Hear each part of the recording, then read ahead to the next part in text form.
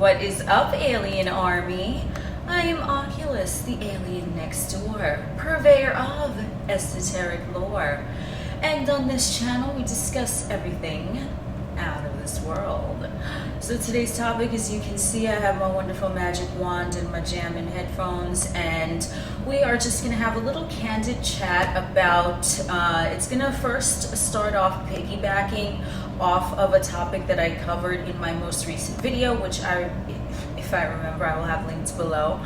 And it is the topic about karmic agreements. So just to recap a little bit, when I was editing that video, I was like, there are a few other things that I could have edited in here, but I was like, you know what, I'm just going to make another separate video.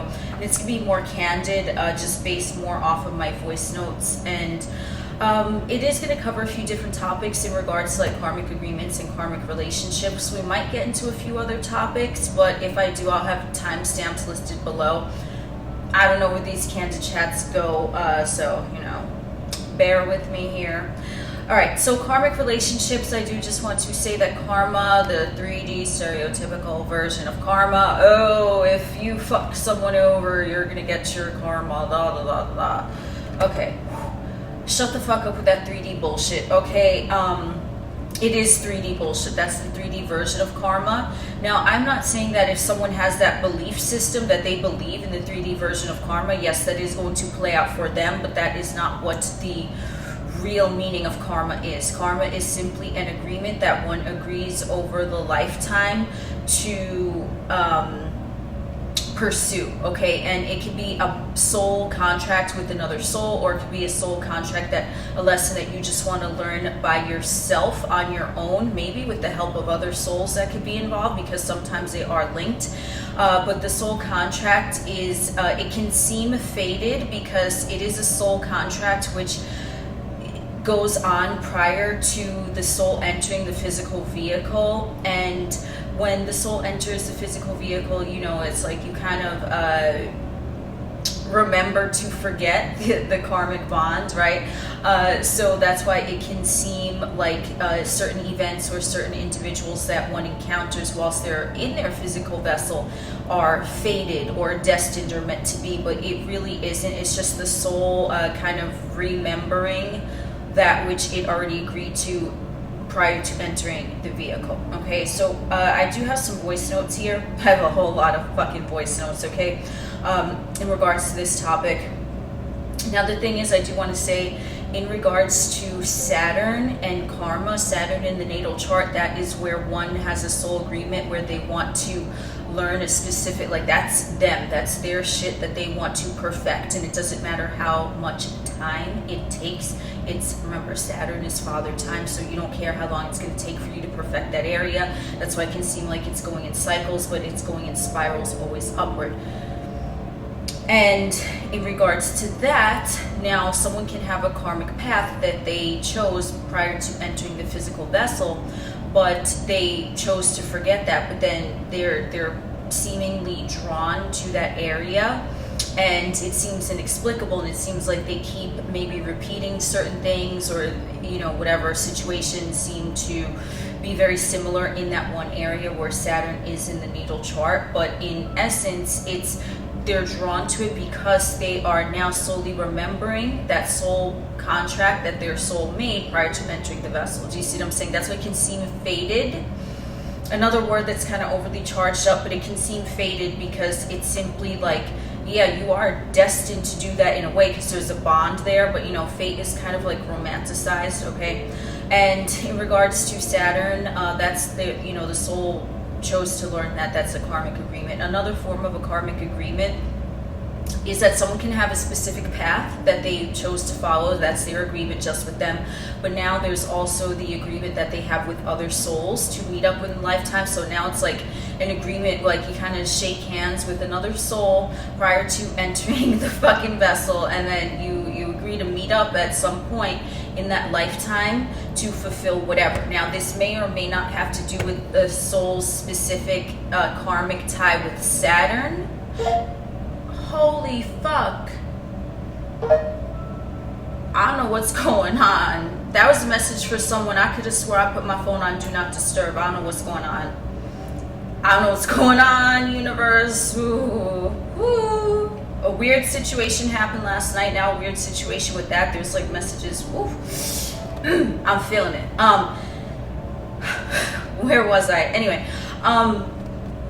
so let's say that I have an agreement with Saturn, whatever, XYZ. This is my agreement with Saturn, okay? Now that's for me and me specifically. Now, I may have an agreement with another soul from another lifetime prior to entering the vessel or whatever. And that agreement might have also something to do with them. They're going to intersect me to help me evolve in the area of Saturn. Or it may be just a random soul that wanted to meet up with me as I wanted to meet up with them, and it may or may not have anything to do with Saturn. Do you see what I'm saying? So either which way, there are those bonds. They may or may not be connected. Sometimes they are connected, and then you can have a soul bond with someone which has nothing to do with what your soul's mission is, to learn the elements of your Saturn placement, right? So there can be a few different situations with karma and karmic relationships. I hear a lot about the overly romanticized version where it's like, you know, a romantic partner or something of that nature, but it does not necessarily have to be.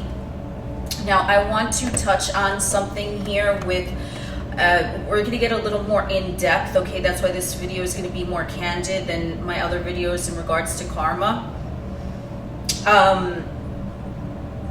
But we're going to add more information too, okay? So with that being said, with the agreement with Saturn, I have a lot of videos on that as well.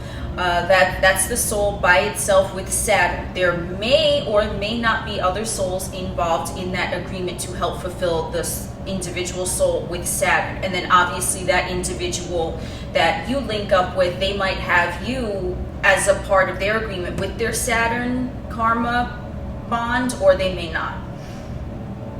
I think you get the gist, okay? Now, karmic relationships, if they are, let's say, a relative that you've known, or like a caretaker, a guardian, something like that, someone that you just grew up with and you've just always known them, they can be karmics too, but it's going to be a different recognition.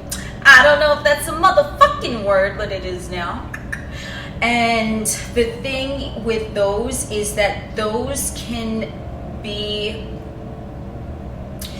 how do I describe how you recognize that? Okay, so let's say you grew up with someone, parent, guardian, caretaker, whatever the fuck it is, right? They're like in your immediate environment. It could be a sibling, it could be an aunt, an uncle, grandmama, grandpapa, whoever the fuck it is, okay? But someone that you've always had in your life, you don't just meet them, you know, through fate or destiny. I mean, you kind of did, but you know what I'm saying, right? We'll get there.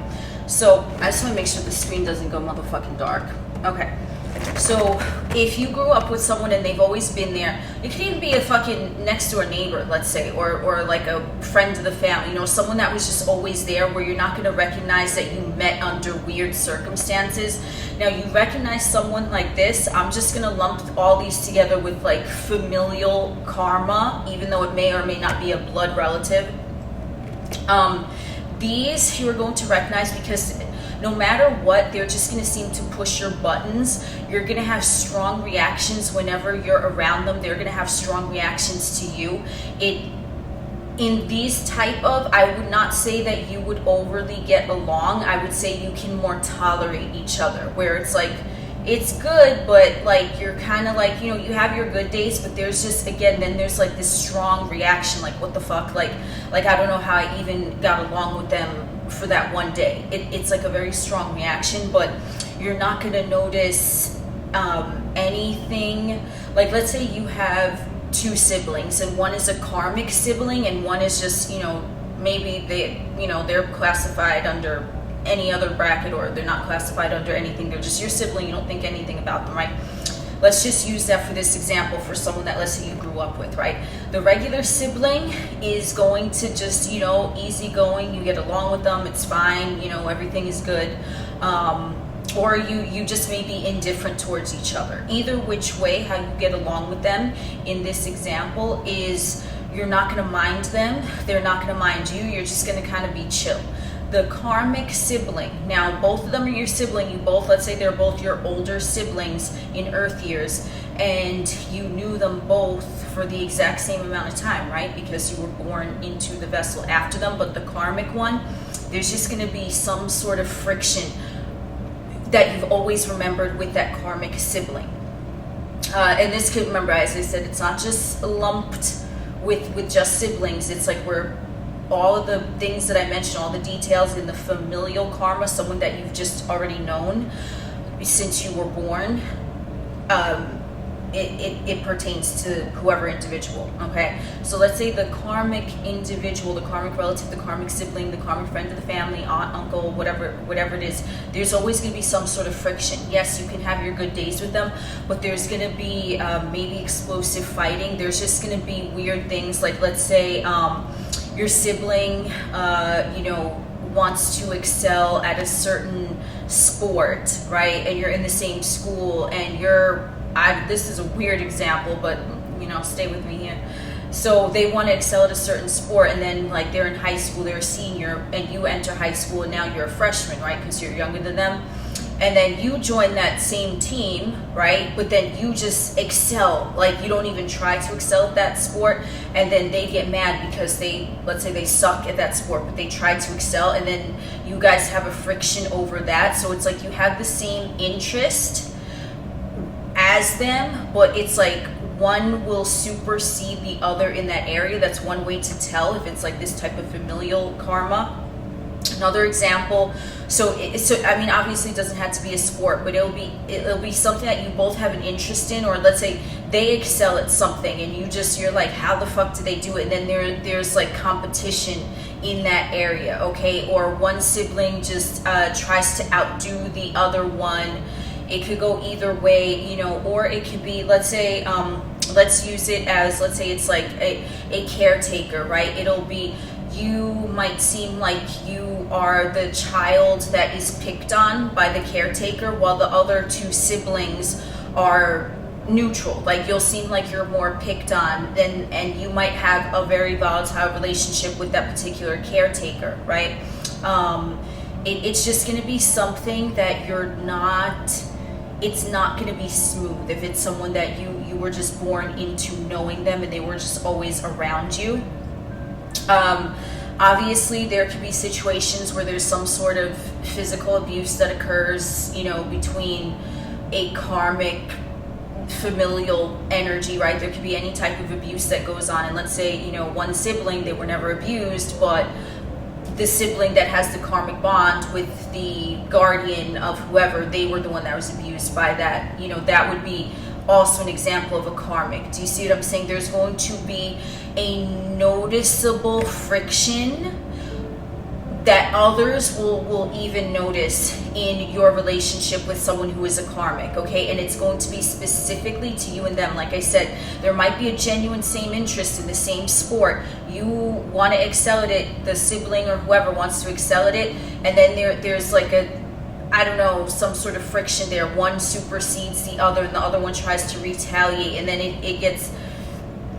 I think you get the idea, okay? There's going to be something very specific that you're going to notice that's only between you and that one person, and that individual, the karmic, which is your karmic relation, is going to, it's going to stand out. Like the others are not even going to notice. They're not going to be aware. They may not even be aware. Let's say you have a situation where you're in a household and you have some weird thing going on with like your caretaker, right? Let's say it is an abuse situation, let's just say, and the karmic is not excusing the behavior, obviously, but it's a prime example of like a familial karmic bond, okay? And it doesn't even have to be any physical or sexual abuse. It could just be abuses in emotional, verbal abuse even, okay? There's all different types of abuse. It'll be specific to the two of you, and the others, they might not even know that it goes on. Like you might be blackmailed by this person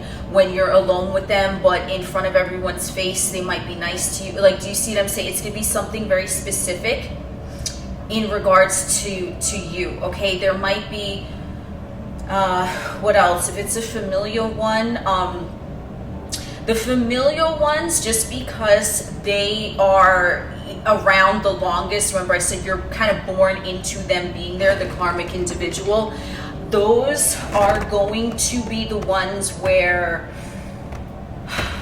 they might not be as easy to walk away from, but typically these are the ones that once the karma is through, you know, let's say the karma is surpassed in this lifetime, it's cleared.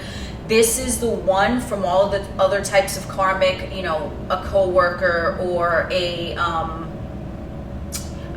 spouse or a lover or you know, someone like that, someone that you meet like outside, you know, you meet them through like a fated encounter, whatever. It's different because since you just have more history with them, these are the ones that typically once the karma is done, it's like you cross paths and it stays that way.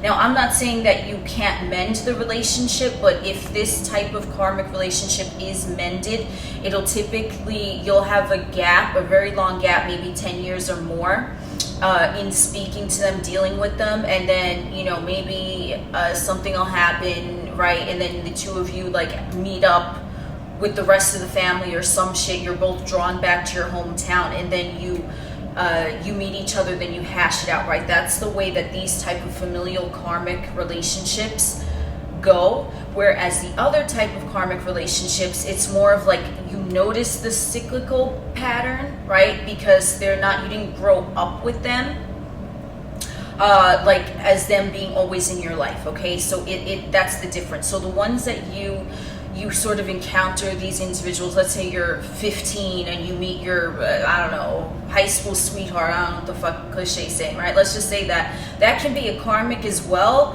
but you're gonna notice, you're gonna have like a situation that occurs when you guys are 15, then you guys might separate, and then at 17, then you're gonna come back together, then it's gonna be more of a rapport, which is, I don't know, you're gonna notice the cycle of it in like shorter intervals than the karmic familial one. The karmic familial one, those are gonna be the ones where you're kind of just like, what the fuck is going on? Then you realize they're karmic after, whereas like you can identify the karmic cycle easier with the others you did not grow up with, okay? And with the others that you grew up with, the others that you did not grow up with, you might notice, again, because I'm showing you how you can really identify them. So that's how I said you can identify the familials. So let's just put that in the bucket. Now we're going to go to someone who's not a familial. They're just, you know, a spouse, a coworker, a friend, whatever. You could have karmic friends too, right? So these types, now they tend to be someone that you're immediately drawn to. So either you really get along right away, or you really don't get along right away, but it's going to be extreme. It's like you're going to be insta besties, or you're going to be insta enemies. You know what I'm saying? It's not going to be someone who's neutral, okay? The relationship, however it is, it's going to move super, super fast. Like you guys are going to get close really, really fast, because you're going to kind of sense that you've known them from before, right? And even if you notice red flags with them, you're not gonna really pay mind to it or care, because you just be like, okay, whatever, I get along with them. Like you might, you know, and it depends obviously where you're at in your own conscious level when you meet them. Like someone who's 15 is going to be at a different state of mind when they meet a karmic person than someone who's like 47 and they meet a karmic person. You know what I mean? It just depends where you're at in your life and what other experiences have shaped you. But typically when it's a karmic individual who comes in through not a familial, where they've kind of just always been there, you're going to notice an instant familiarity with them. Now this can happen with non-karmics too, don't get me wrong, but it's just you're gonna sense it. You're gonna be like, what the fuck, like I've known them from before. Before is gonna be different to everyone, so I'm not gonna even clarify before, but it's just gonna seem like you've known them from before.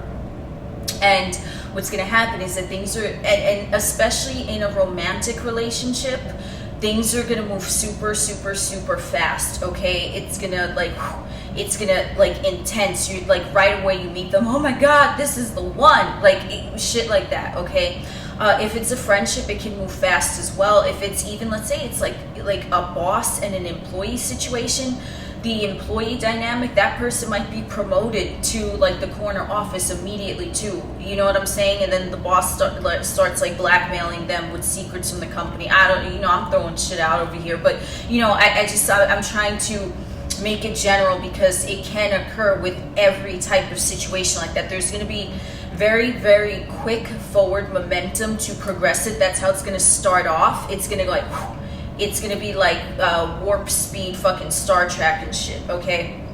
So what's going to happen with that is then, let's say you're going to notice when you start talking to them that there might be a lot of weird synchronicities that you have with them. I touched on this a little bit in my other videos, but just to give an example, like let's say you have a sibling who's 2 years older than you, and they have a sibling that's 2 years older than them, and your sibling was born on February 17th, and their sibling was born on February 17th. You know, it might be the same year, it might not, you know, depends, but there's going to be something weird like that where it's not even like connecting you and that person because you guys might not have the same birthday, or you might, but there's going to be something like that where it's like, well, that's fucking odd. Or it might be like, let's say, you know, you both traveled the world before you met each other for the first time, and then you realize that you were in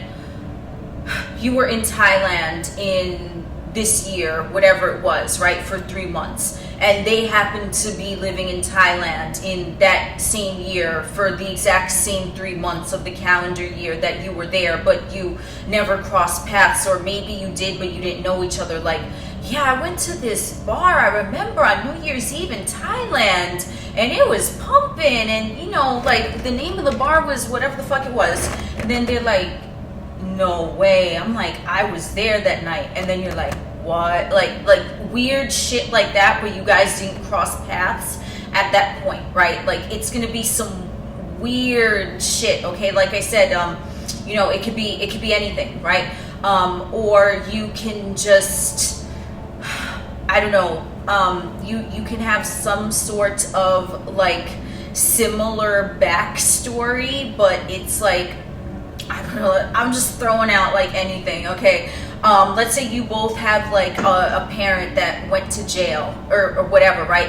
And both of your parents served time in the same jail, and then you find out after you guys meet, let's say, after your parents get out of jail. I don't know where this conversation is going, okay? I'm just throwing out weird examples, but take what applies to you, leave the rest. You know what I'm talking about here. So both your parents are in the same jail at the same time, and then let's say you bring them to like a family gathering, you bring the karmic to family gathering, and then like your fucking parents who were in jail together, they like, yo, heck, what are you doing here? You know what I'm saying? Like, you know, like when the two families meet, something like that, right? Let's say you're gonna marry this karmic person, you don't know that, but then you bring them around, and it's like some weird situation like that. They're like, wait, you were in jail? I remember you. Like, we were there. Like, but you didn't know it, and the karmic didn't know it, but your parents in jail knew each other. Like, do you see what I'm saying? So that would be like another example. It's just gonna be something so wild that you're gonna be like, how the fuck did that even happen? You're gonna be like, well, this is meant to be, okay? But then let's say that karmic situation, now the karmics, they get married, right? And then they get divorced, like 3 months later, right? Because it's karmic, remember? So it's going to be intense cycles, and then they don't talk for like a year, and then they decide they start dating again, and then they get married for a second time, right? Like you've heard of that, like motherfuckers get married and then they divorce, then they get married again years later. Like, I think that's an example of like a karmic type of relationship. Now, let's say if you want to and this could be for like, you know, this could be for a friend too, this could be for a co-worker, a boss dynamic, whatever. It doesn't just apply to relationships. So all the weird oddities about you meeting them, those are going to come into play, okay? So it's just more noticeable in romantic relationships simply because that's an area for like a lot of humanoids to just, they place a lot of focus on that more so than a regular friendship or whatever, just because the emotions that one is experiencing whilst in that type of relationship are just going to be more intense. They're going to be more sexually driven, which is just going to motivate it. It's going to charge up that bond even more, okay? Because now it's like, well, I want to fight you, but I want to fuck you too. You know what I'm saying? It's gonna be like that type of dynamic, okay? But it can apply to all. So with these type of karmics, you know, what happens is that you can tell the karma is cleared. All right, let me not get ahead of myself. I just, because we'll go to that. We'll save that to the end, because then I'll give you some pointers. On how to clear the karma. Okay, so let me not get ahead of myself here, but okay. So another thing, what the fuck? I'm looking at my voice notes that I channeled yesterday, and like some of the way that they, like, a current lifetime in Youngsville. I know I did not channel that, but that's what's written here. Youngsville with a capital Y, like it's a real town. It probably is. So let me try to translate and condense here. Okay, cool. So let's say I touched on in my other video, right? Another karmic type of relationship can be someone who is born into extreme circumstances, such as like heavy abuse or poverty, something like that. Now, that is karmic in a way, and a lot of young souls are prevalent in those type of experiences, right? But something else, an old soul might choose to incarnate into a third world country with very, very limited resources and impoverished conditions, but then part of their karmic arrangement with Saturn was to build from there.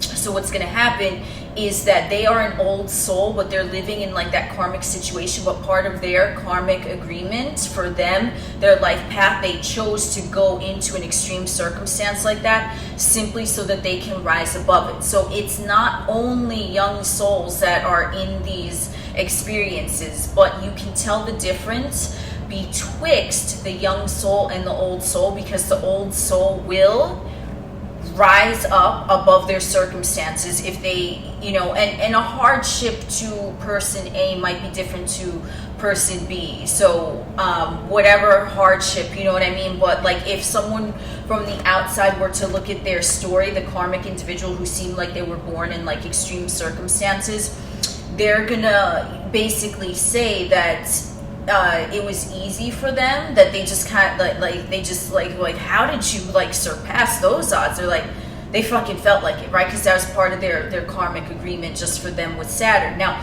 they too might have a karmic soul that helped them out, right? Let's say they were, you know, they wanted to fly to another country and, you know, just to start a new life somewhere else, right? They meet a random stranger one day that gives them money for a plane ticket. They buy a one-way ticket. They don't look back. Then that's how they succeed. That can be an example of another karmic that is helping them with their fate, with their karmic path that they chose on their own. Do you see what I'm saying? So that is what I wanted to touch on with that, because I did get into that a little bit in my other video, but it isn't only young souls that are in those situations. It's just that a younger soul, they tend to typically always, and no matter what, a young soul could be born into a wealthy family and have, you know, a silver spoon in their mouth, but they never ascend beyond 3D, right? You know what I'm saying? Everyone's path is different. So I'm not saying that someone born into those circumstances is this way or someone born into those circumstances are that way, but typically, you know, a young soul, like, you know, because it is asked a lot, like, why would someone choose to be born in a shitty situation? It's their young souls, and they're not gonna, you know, advance. A lot of them, their soul already knows that they're not going to advance above 3D, but it's like a learning experience for the soul. You know, the soul is taking notes all the time, whether the ego is aware of it or not, you know what I'm saying? But once you surpass the ego, then now you have a clear communication with the soul. So that could be something to mention here. And then, someone could choose not to excel past 3D, but they could be born into riches, go to the finest country club and all of that, right? But they're still, their soul also chose that they're not gonna excel past 3D for whatever that they chose to learn during that lifetime. Okay, so it's really different for everyone. Everyone is so uniquely different, so everyone's path is specific for whatever they want to set out to do whilst in a vessel. Okay, but the soul always chooses whether they want to, like specific things. They don't necessarily choose the how it's going to go on, right? But they do choose specific juncture meeting points. They choose a specific thing with Saturn, and the soul will know if they are going to awaken in that lifetime. And if they know that they are going to awaken in that lifetime, whether they are born into poverty or wealth, the circumstances around them, be it poverty or wealth, are going to help them to evolve. Okay, like I said, they chose to excel and get out of that extreme poverty, that is someone who has awakened. Okay, because if someone is or has experienced an extreme circumstance and they have elevated, that's like, I don't know, that's like the epitome of the definition of karma, right? Because you just overcame obstacles and odds that weren't in your favor, and you still made it out on top. And now you also have connection with your 3D. Okay, so that's just to touch on that. Let's see, is there anything else I want to say about that topic?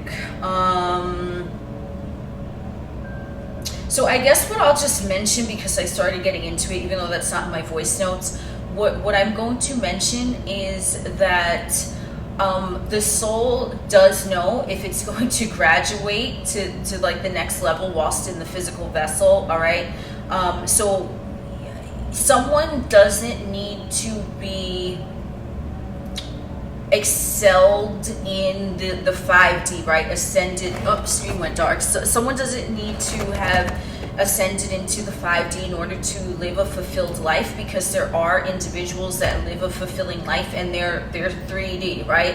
They might be a little bit 4D, they might be having a good self-concept and they're confident in whatever, but they don't care about spirituality or awakening, right?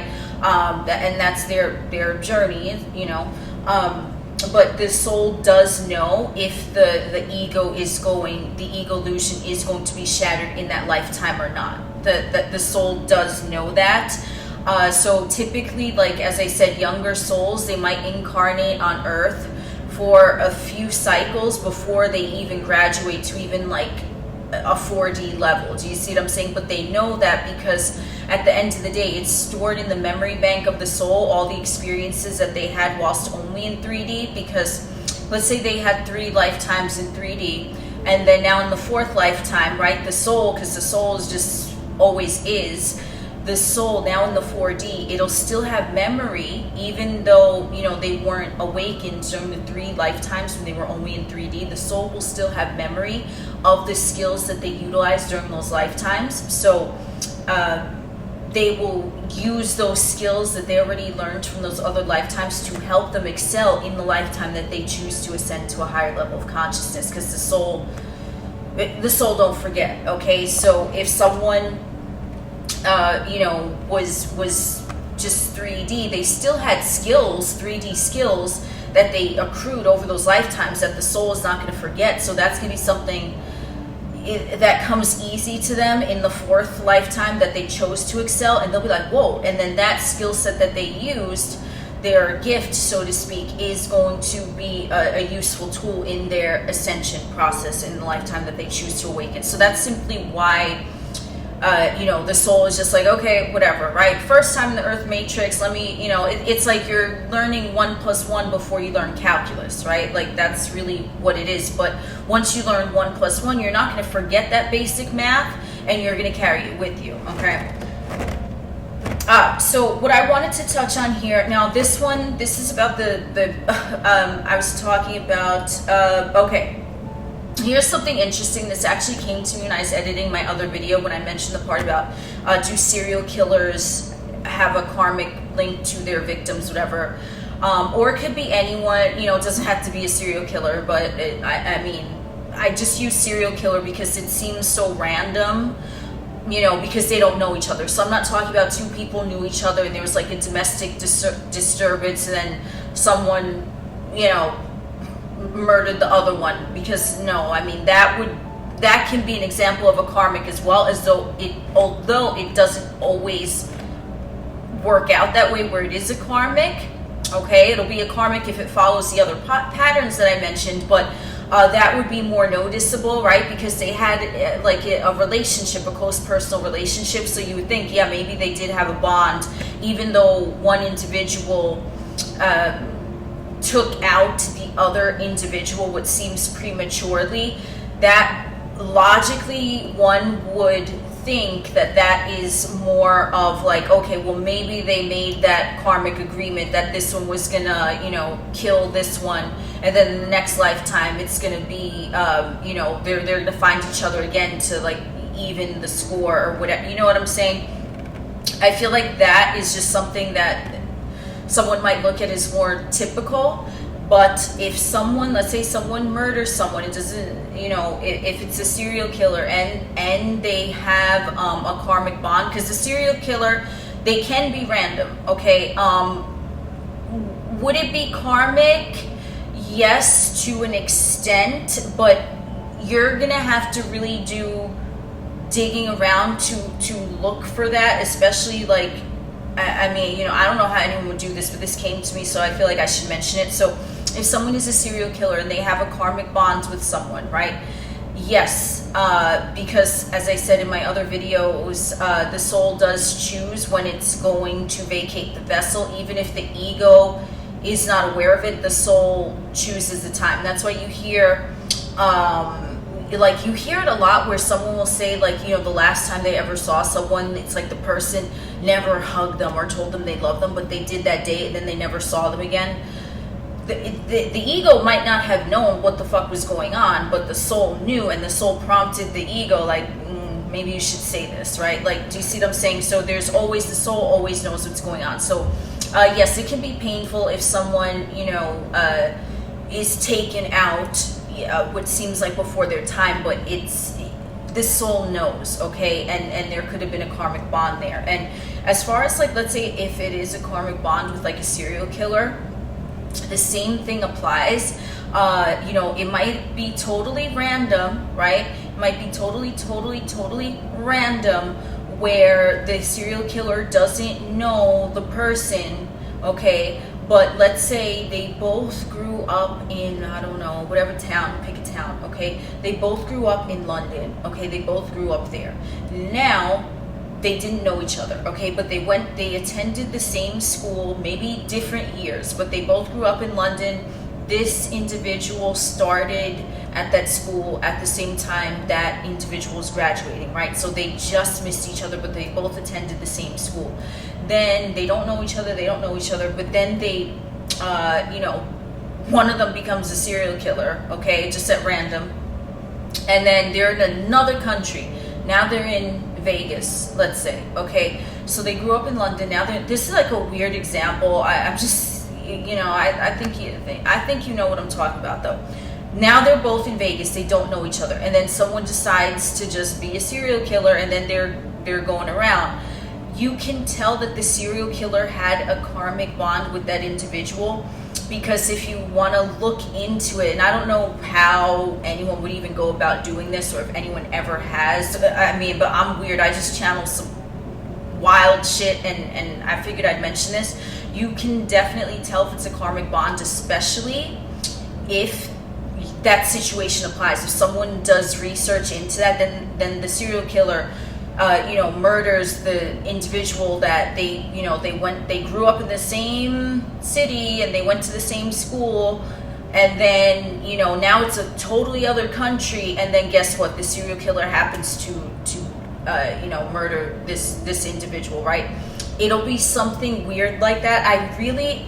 I don't know if there's ever been like a show that does that, like connecting I think it'd be interesting. I mean, like, to see if anything like that does go on. I mean, I personally think it'd be interesting.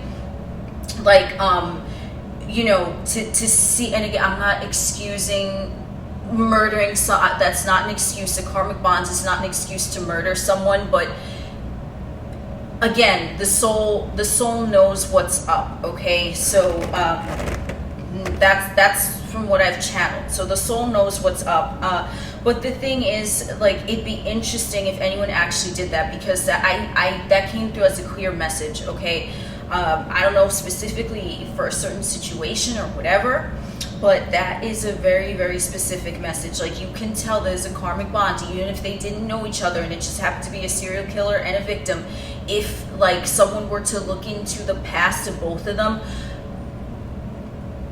I shit you not, like 90% to like 95%, I'm certain there will be some sort of weird oddity in there that will indicate that the two of them were bonded and connected in some way. Because think about the karmic bond, the karmic agreement, it is intense, okay? Now, depending on what the soul wants to experience in the lifetime, if it comes down to like a serial killer and a victim, I don't know or understand why someone would want to experience that, but you know, everyone's path is different, so I'm not gonna, it's just, I don't know, I'm like really fascinated. I feel like, I don't know, I really want to look into this personally, just to, I mean, I don't know any serial killers personally, I'm not that I know of, but it would just be interesting, because I feel that very strongly. Like, that came through like such a strong download. Like, I know that's something. There's something with that, okay? So it can be a karmic as random as that, or it could even be, let's look at, you know, because we want to balance things, right? So it could even be, let's say, a serial killer was going to, you know, they had their target set, right? But then out of nowhere, someone, okay, we going buck wild right now. I don't know why this is so fascinating to me. I mean, whatever. If you still here, you're the real MVP. But let's just call them, you know, motherfucker A, motherfucker B, motherfucker C, right? So these two motherfuckers, A and B, one is a serial killer, and motherfucker B is not a serial killer, okay?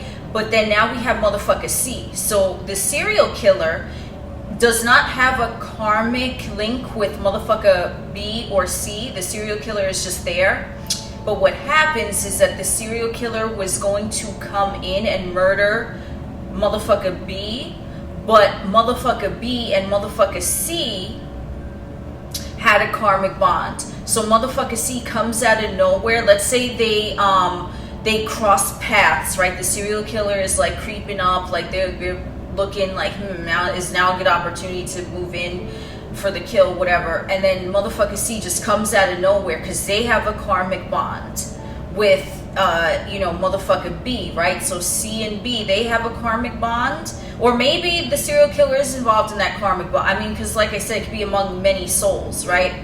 But let's say now motherfucker C comes in, and then they I don't know, they come up and they ask for directions to motherfucker B, and then now there's like another person there, now there's a witness, and now, you know, the serial killer motherfucker A is like, oh, fuck this, you know what I'm saying? Because it's like, now the opportunity was lost.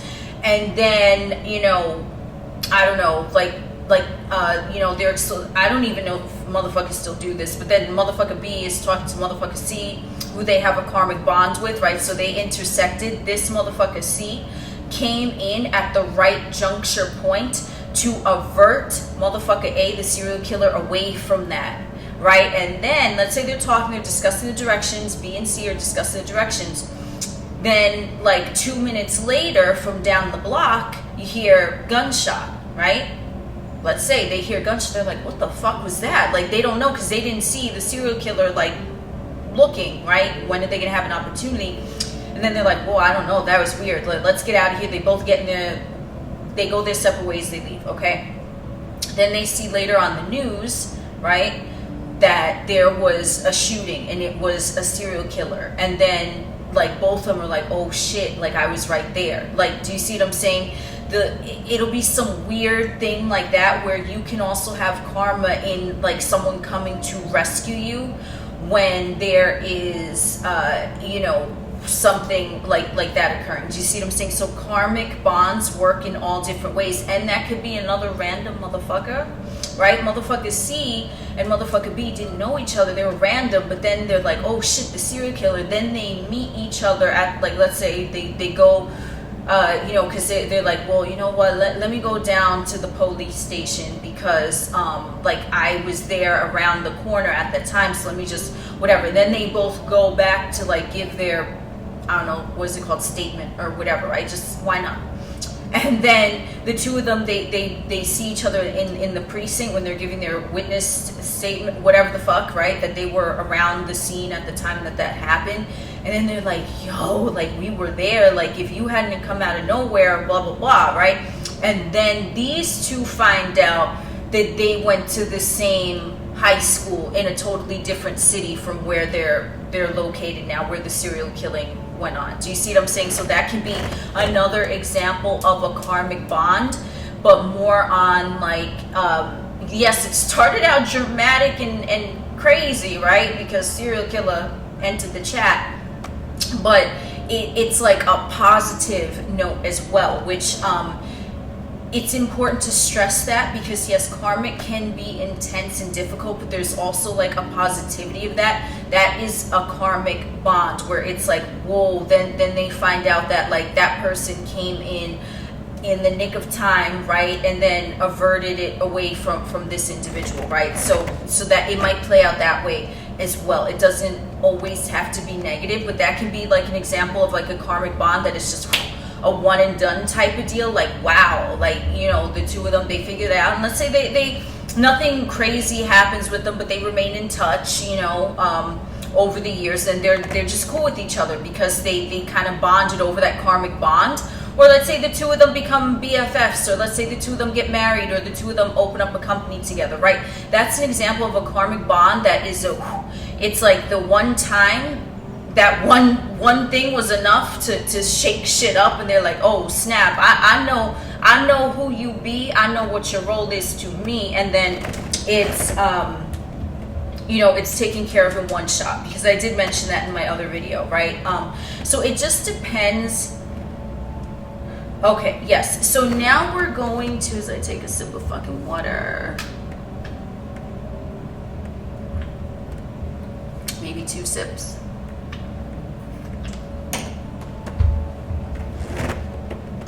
So now, because this is kind of like blending seamlessly into it. So let's say, you know, that karmic bond that I mentioned, it's just dissolved right away, one and done type of deal, okay?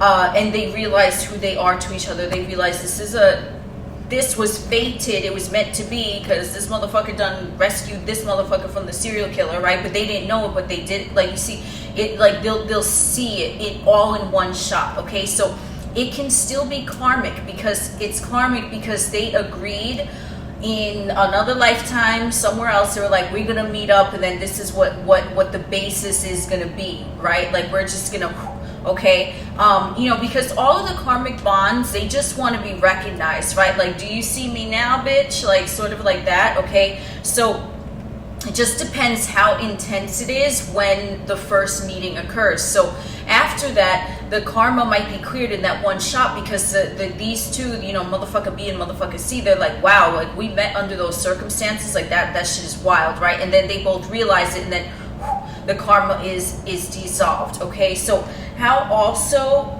you, let me just look at my notes here, because we're going to talk about how to like balance it.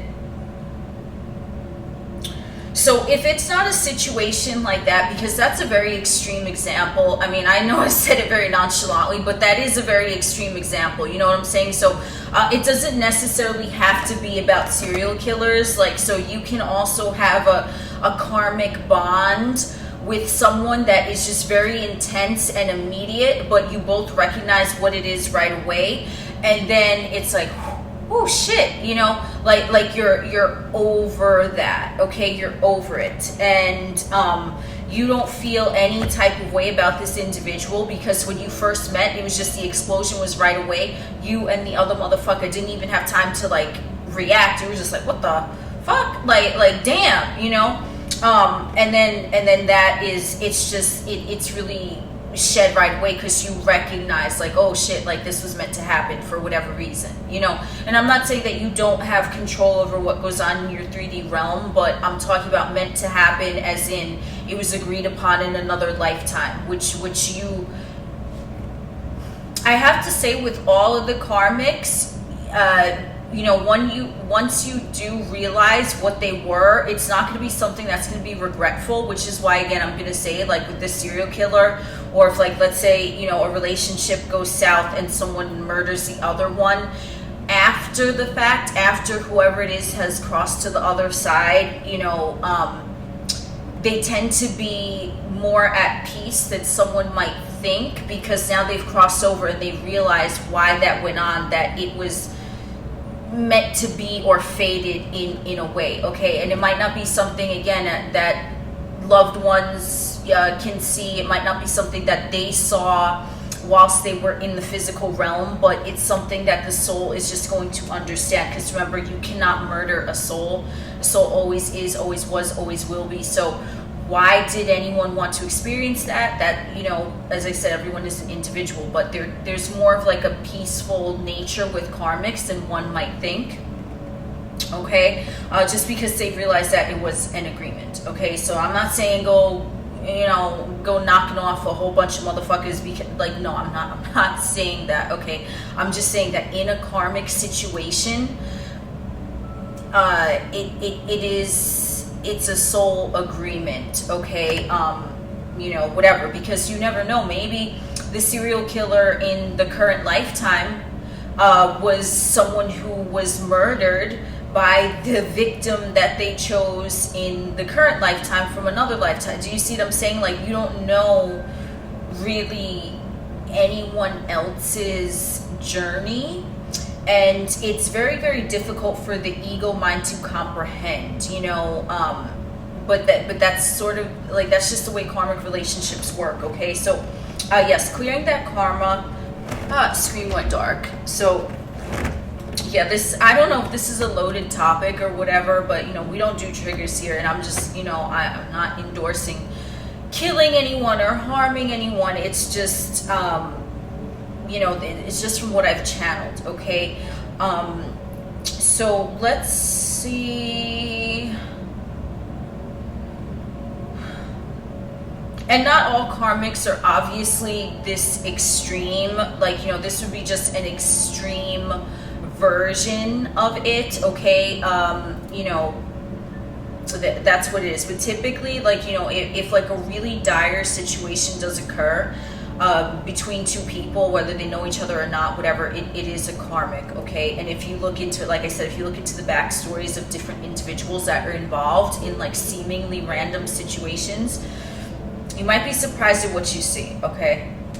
So now, also, I do want to talk about something which I believe I touched on in another one of my videos recently, and it was in regards to like anxiety and where anxiety can come from, okay? When I was channeling for this topic, I do want to throw this in there because it is relevant, because anxiety can also come from past life experiences. So let's say the serial killer example. I don't know, okay? Here we the fuck are. A serial killer example. So you have someone who is, let's say they were murdered by a serial killer, or it doesn't even have to be a serial killer, okay? I don't know why I keep saying serial killer. They were murdered, let's say in their former life, okay? And they were murdered, and they were just, however, whatever manner, okay, you know, I feel like this is already like I mean, some might not consider it intense, some might consider it like a dinner table topic, you know what I'm saying? I don't know, it's different to everyone, but let's not get too graphic with the ways that someone can be murdered. So however they were murdered, okay, let's say in their lifetime, now they were murdered in their previous lifetime, okay, let's say now they have a fear of whatever it is pertaining to the way that they were murdered in their previous lifetime. So if someone was murdered because they were thrown off a balcony, okay? Let's just use this example, all right? Someone was murdered, they were thrown off a balcony, okay. That's what happened in their previous lifetime. So here's where I'm tying it in with the anxiety. Because anxiety, I did not mention in my other video that anxiety can come from past life experiences as well. And this is how you recognize it if there's anxiety from a past life, because now this person, they incarnated into this lifetime. In their former lifetime, they were thrown off a balcony. This individual now, they have like this weird phobia of balconies. Nothing ever happened in regards to a balcony to them, for them, anything in this lifetime. They're like, oh, balcony, don't like it. Why? Like, oh, someone might ask, are you afraid of heights? And that motherfucker's like, no. And they're like, so why don't you want to go on the balcony? And they're just, no. Like, but there's no reason. Like, it's like they didn't have any traumatic experience regarding a balcony in their current lifetime. But the soul, remember I said in the beginning, right? The soul doesn't forget. The soul always remembers. So it's in the back room. It's in like the storage area of the soul. They know that they were murdered in their previous lifetime by being thrown off a balcony. So that stays with them, and that can cause, because it's not addressed, and this is where like past life regression, if anyone is experiencing any type of weird anxiety where it seems like it doesn't, it's like, like how it doesn't fit, then past life regression might be a good option because it can clear that out. Or you can go in yourself, into that anxiety or that phobia, and you could even regress yourself, you know what I'm saying? But it depends on the individual. Some might want to work with a past life regression specialist, some might do it on their own, however the case. But so this individual who was thrown off a balcony in their former life, now they have this weird phobia around balconies. And when they're asked, like, yo, are you afraid of heights? They're like, no, because let's say this individual, they go skydiving. So they're for damn skippy not afraid of heights if they're going skydiving. It's just specific to the balcony. That is how you can tell you have a past life something. And it might not even be a past life, death. Okay, although that can be a very big one, obviously, right? Especially if it was like, it seemed like their death was premature, right? It seemed like it. Or if it was in a traumatic way, like obviously someone passing away peacefully in their bed with their loved one, like in the fucking Notebook. I mean, that, you know what I'm saying? Like that would be maybe ideal for a lot of individuals, okay? But we're talking about like a traumatic death, okay? So let's say that now this individual, they can't figure out why they have such a phobia, why they have such anxiety around balconies. That is a past life thing. Or it could not even be, it could be maybe when, something else, like let's use another example. Something traumatic happened in their past life. It didn't kill them, but it was just so traumatic that they carried it, in the next life with them, okay? That can be also an example of like I don't know, I mean, it's in this karmic bracket because it is because you do want to heal your past lives as well. If you're experiencing any of those type of things. If you ain't experiencing like weird phobias for no reason, then you don't have to do that, because everyone is different. But I feel like this might resonate with a few of you, just with like the past life trauma and things like that. And that's how you'll be able to tell the difference if it's something from a past life that needs to be cleared, because the soul is remembering that, and the soul is like, hello, do you want to check on this back here in the back room? It's been gathering dust, getting thrown off the balcony. You know what I mean? And then, the person addresses it and acknowledges it, and now they don't care. They're not afraid of balconies anymore. And this could be a whole bunch of different scenarios going on. They can have like a weird fear of balconies. They can have a weird fear of like horses. Whatever the case, okay? But if it's something that there's no rhyme or reason to it, like they didn't have an experience where they almost fell off a balcony in their current life, which, that can be traumatic. But that's logical, right? Well, that happened when they were a child. So like, of course they're going to have maybe a fear of balconies if it's not addressed properly and healed into their adulthood, right? But if there's no evidence of anything like that, and it seems random, that is indicative of past life trauma or a death, okay, that they just, you know, they carried within them. I want to touch on that. I don't know why, but here we the fuck are. Okay, so how to heal this stuff. So as I said, you know, with the past life stuff, it's like you're healing versions of you, which, you know, we know time doesn't exist, so potentially, you know, that past life that's going on now, essentially, right? So you can go in and heal it now if you want, or if you know, everyone is different. Obviously, if you're having like extreme like mental disturbances and you feel like you need to talk to someone, by all means do that, but you definitely can heal yourself in your mind. You can heal past lives by yourself in your mind by going in and then, you know, seeing where the root is. If you have any weird phobias, just maybe a past life thing. If you can't put your finger on anything logical that would make it make sense in the current lifetime. Okay. So how do we clear these things? So obviously I always say this, you want to go back to the beginning. You want to go to where you first felt that type of emotion. So let's say you have a karmic individual, whatever, and it's playing out how it's playing out, right? A karmic, okay. Let me, because I separated them in the beginning, so I think this is what they want me to do again. We're going to go first into like the familial karmic motherfuckers, and then we're going to go into like the motherfuckers that you met along the way karmics, okay? They want me to specify the difference, so that's what we're going to do.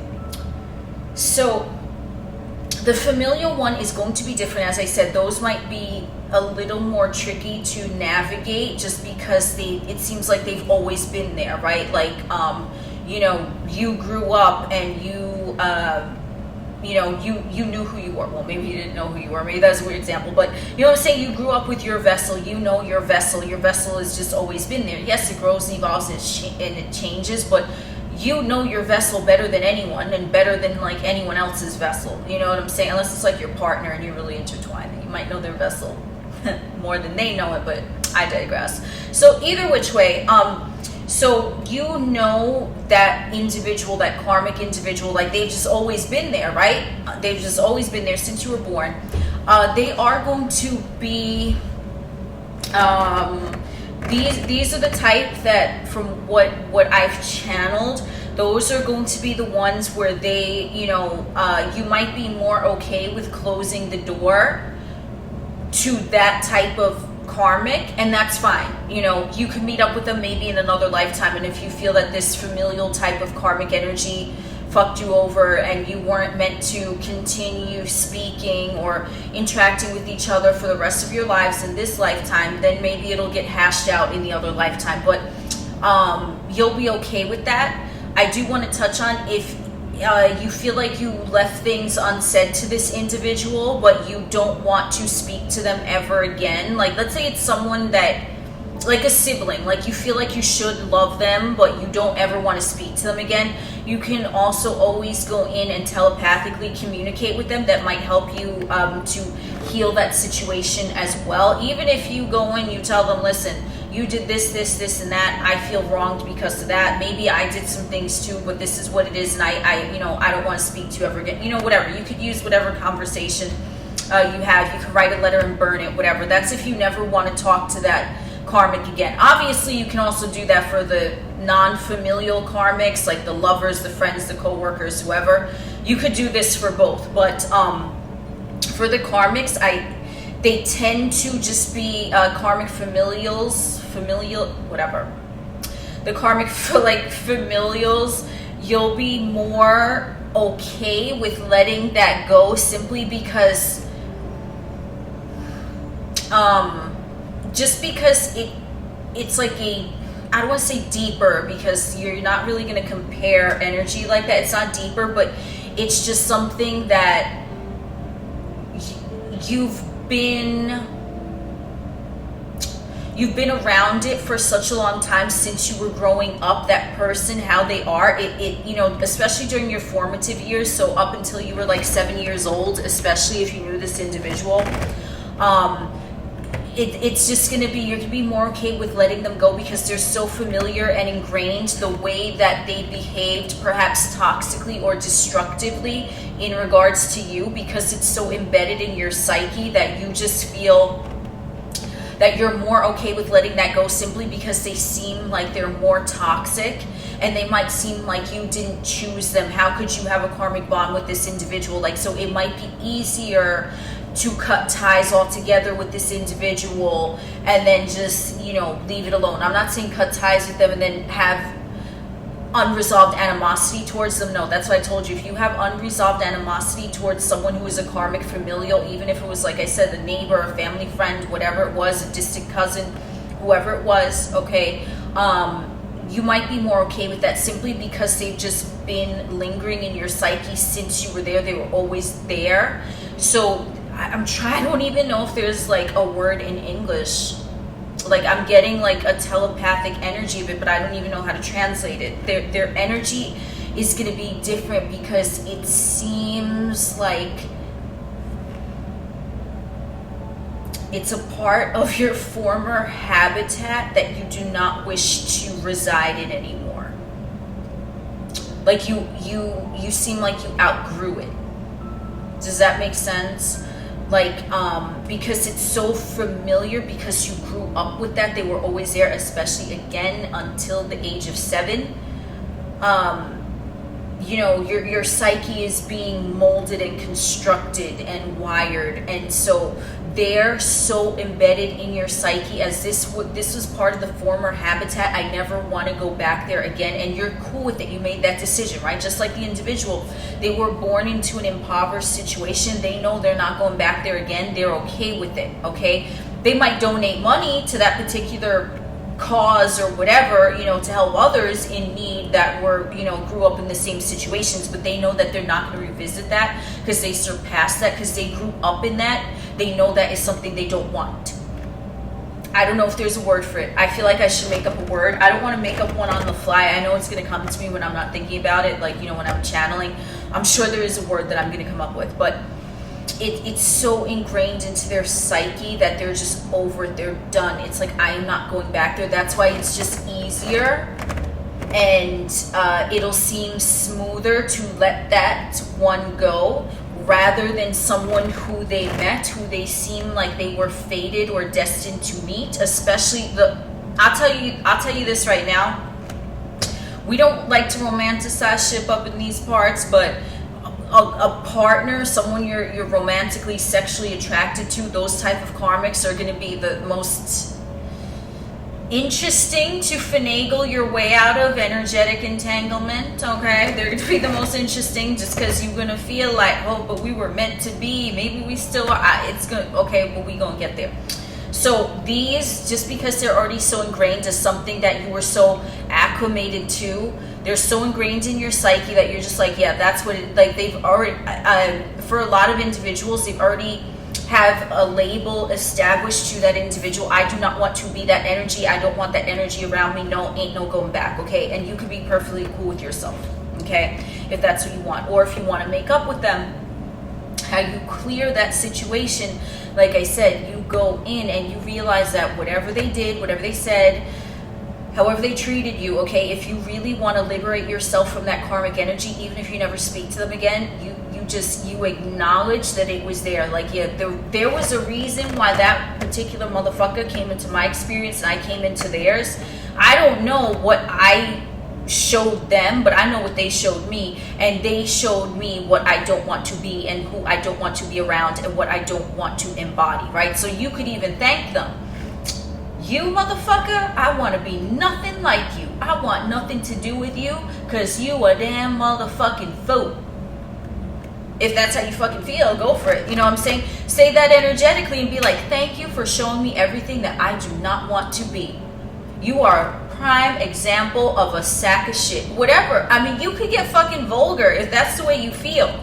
Remember, because the karmic is intense, right? You experience intense emotions, but you need to let that out. You need to neutralize that. So if you need to, and listen, I know I was talking about serial killers. Don't go and don't take care of them in that way. You know what I'm saying?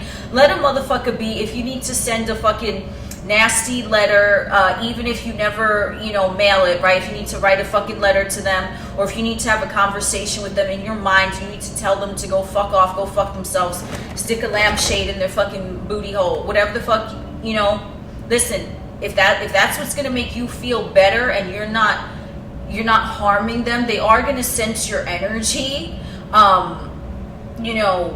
They are going to sense that because they're going to know if they wronged you, right? Especially if they were the ones that was doing something wrong, okay?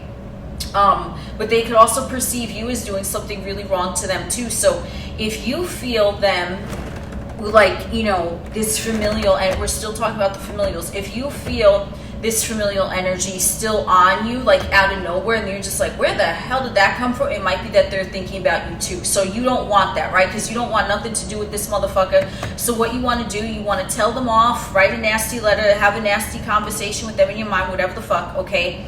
And then that's it, break ties. If it is a familial, I would recommend, everyone's situation is different. If you are in a situation where you might be forced to interact with them again, not forced, no one is ever forced, but you know what I mean, where it seems like you don't have a choice, you create your own reality. But what you want to do is, let's say, there's a family gathering every year for the holiday. I don't know, motherfuckers do that, right? Let's just say we'll use that as an example where you feel like you're going to see them again, right? You could just, you identified them already as a karmic. That's step number one, okay? You address the issue. You got mad. You start punching a punching bag, pretending it was them. Don't go after them, okay? I know it might seem like you want to, but no, it's not even worth your time to just leave them alone. Energetically, if you want to punch a punching bag and imagine it's them, you go right ahead, okay? And then you tell them off, you tell them to go fuck themselves, whatever.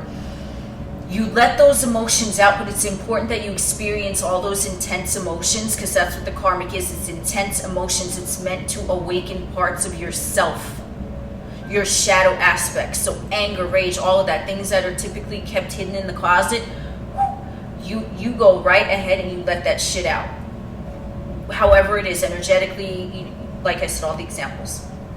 Then when you're ready, because you might still be, after you let it out initially, you might still be, you could honestly do this with the other karmics too, but I'm just getting in with this, okay, with the familials, and we'll go into the other ones. But you can do this for all of them, but it's just specific for these because these are ones that they, like I said, they're going to be easy for you to maybe energetically move away from, and you're cool with that just because they were so ingrained in your psyche. You're like, well, I know for certain, I know for certain that they're exactly everything that I do not want to be, right? So you already solidified that in yourself. But if you're in a situation where you're never going to hear from them again, you're never going to see from them again, they're not going to be present at a family function or gathering, or you're not going to be present at a family function or gathering, and it's just, that's it. That's great, that's excellent. But if it's someone that you feel that you are going to see again, okay, you want to make sure you let go of all of the built up, pent up energy in regards to the karmic situation, because now you've neutralized already on your behalf. You've neutralized the energy betwixt you both. Therefore, they're going to have no choice but to sense that neutral energy from you. And when you truly have neutralized it, you're not going to feel anything. Even if you were to go to a family function, you're not going to care if you see them, because you already know, because this is where, you're creating your own experience here. You already know, they don't bother me, I don't bother them, that's it. What happened, it's done. If I see them, okay. If I don't, okay too. You know what I mean? But I don't need to talk to them. I don't need to interact with them. You just totally, it sounds cold, but it's like, if that's what you're doing, if that's what's making you be the best version of yourself, being cold towards someone, whatever. And you don't even need to be cold, ignore them, because now you're actively ignoring them, right? So if you are at a family function and you did all of that and you neutralize the energy, number one, because you neutralize the energy, you might not ever even see them again. They might be out of town, the week that the family function is going on, and you're just like, whoa, that was good, right? The less you think of them, the less prevalent they're going to be in your experience, because you are creating your own experience. So yes, you did have that karmic bond to learn, let's say, what not to be, right? Because they exhibited every trait that you do not want to be. So you, okay, thank you. I don't want to be anything like you, and I'm never going to deal with you again because I don't care. I'm over it, right? That's what you could do.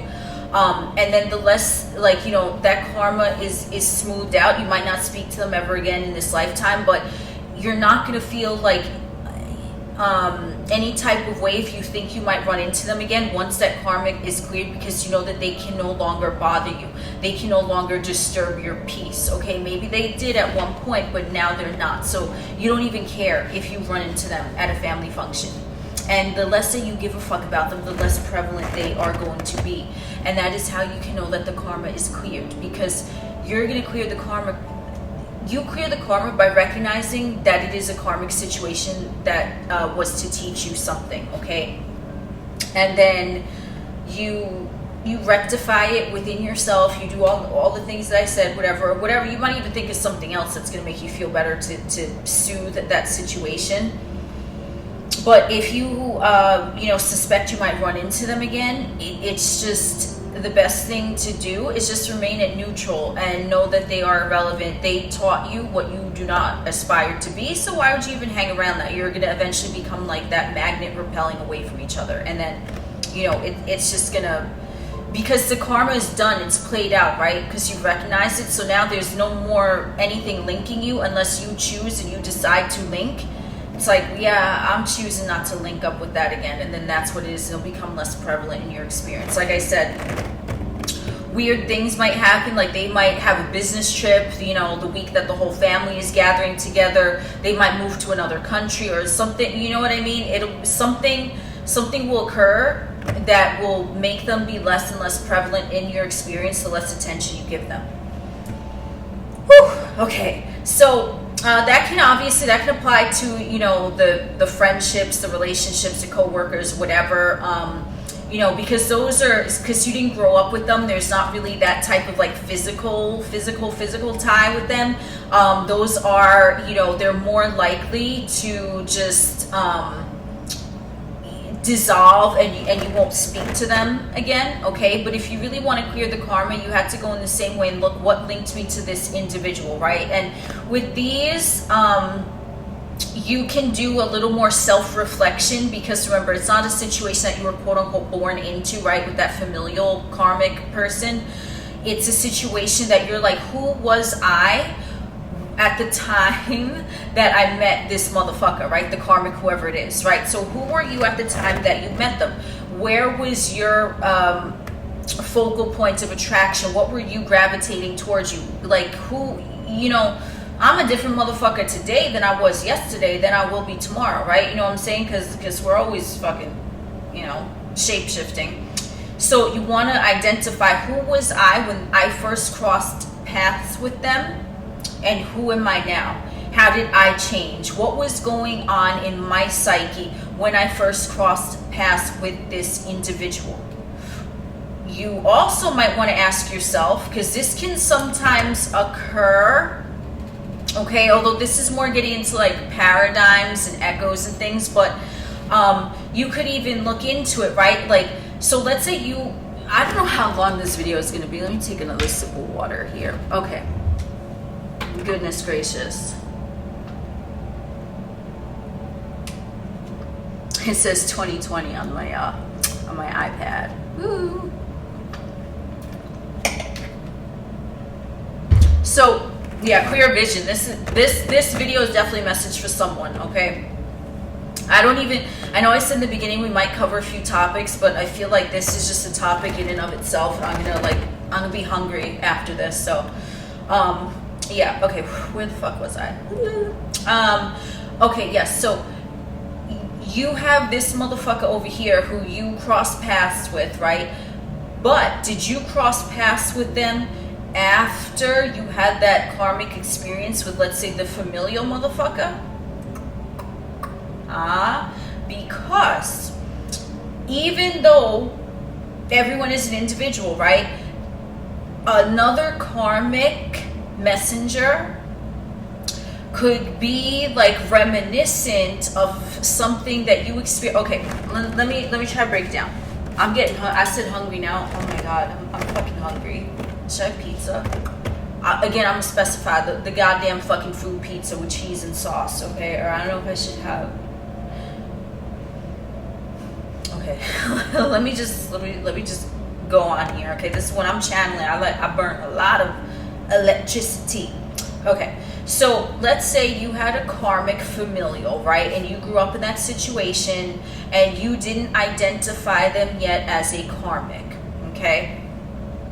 Now you've grown up. Let's say now you're 18, right?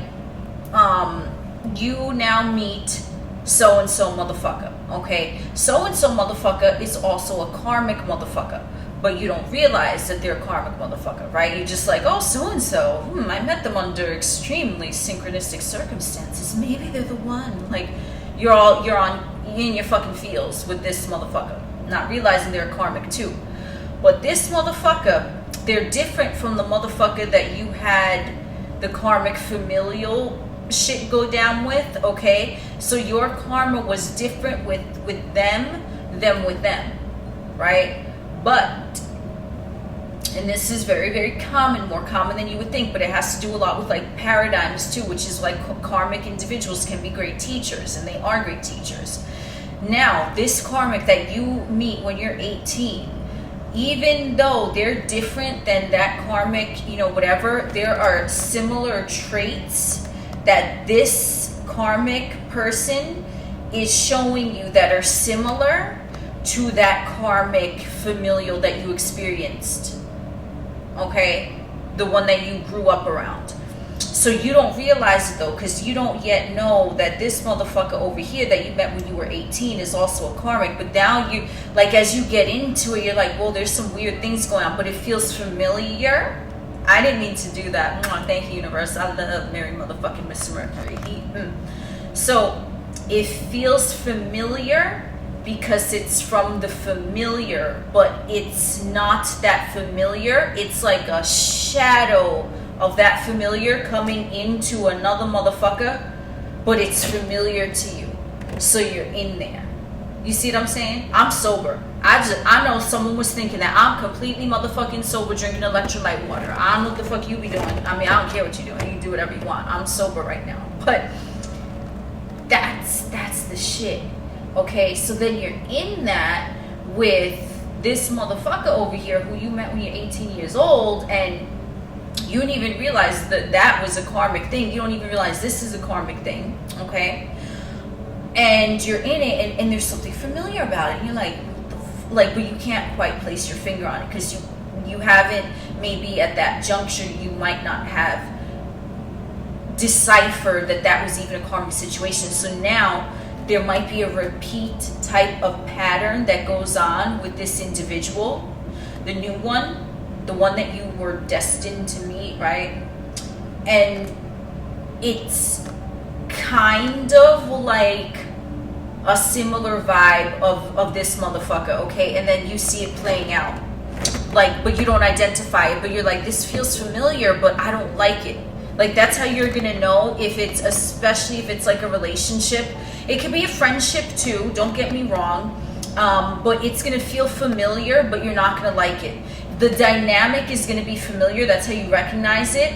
It's gonna be familiar from that familiar, but you're not going to recognize it right away. You're going to recognize the synchronicity of what brought you two together, how fast things move, how quickly. And listen, I'm not saying if you get into a relationship, you meet someone tomorrow, you marry them, next Tuesday, that it might be fine and dandy. I ain't got no earth signs. I move fucking fast. I ain't shitting on if you move fast with someone, right? But it's just going to be like the way that you met, it's going to be like a roller coaster. It's like you move fast, but then now wait, you don't really like it anymore after the initial momentum of the fast moving shit is going on, right? Like if you're just moving fast and you're chilling and you've healed everything and you're not carrying nothing with you and you recognize what karmic is and you identify, ain't nothing wrong with that. So I'm not shitting on that. But or if you move slow, but it feels good that you're moving slow, by all means, do you, okay?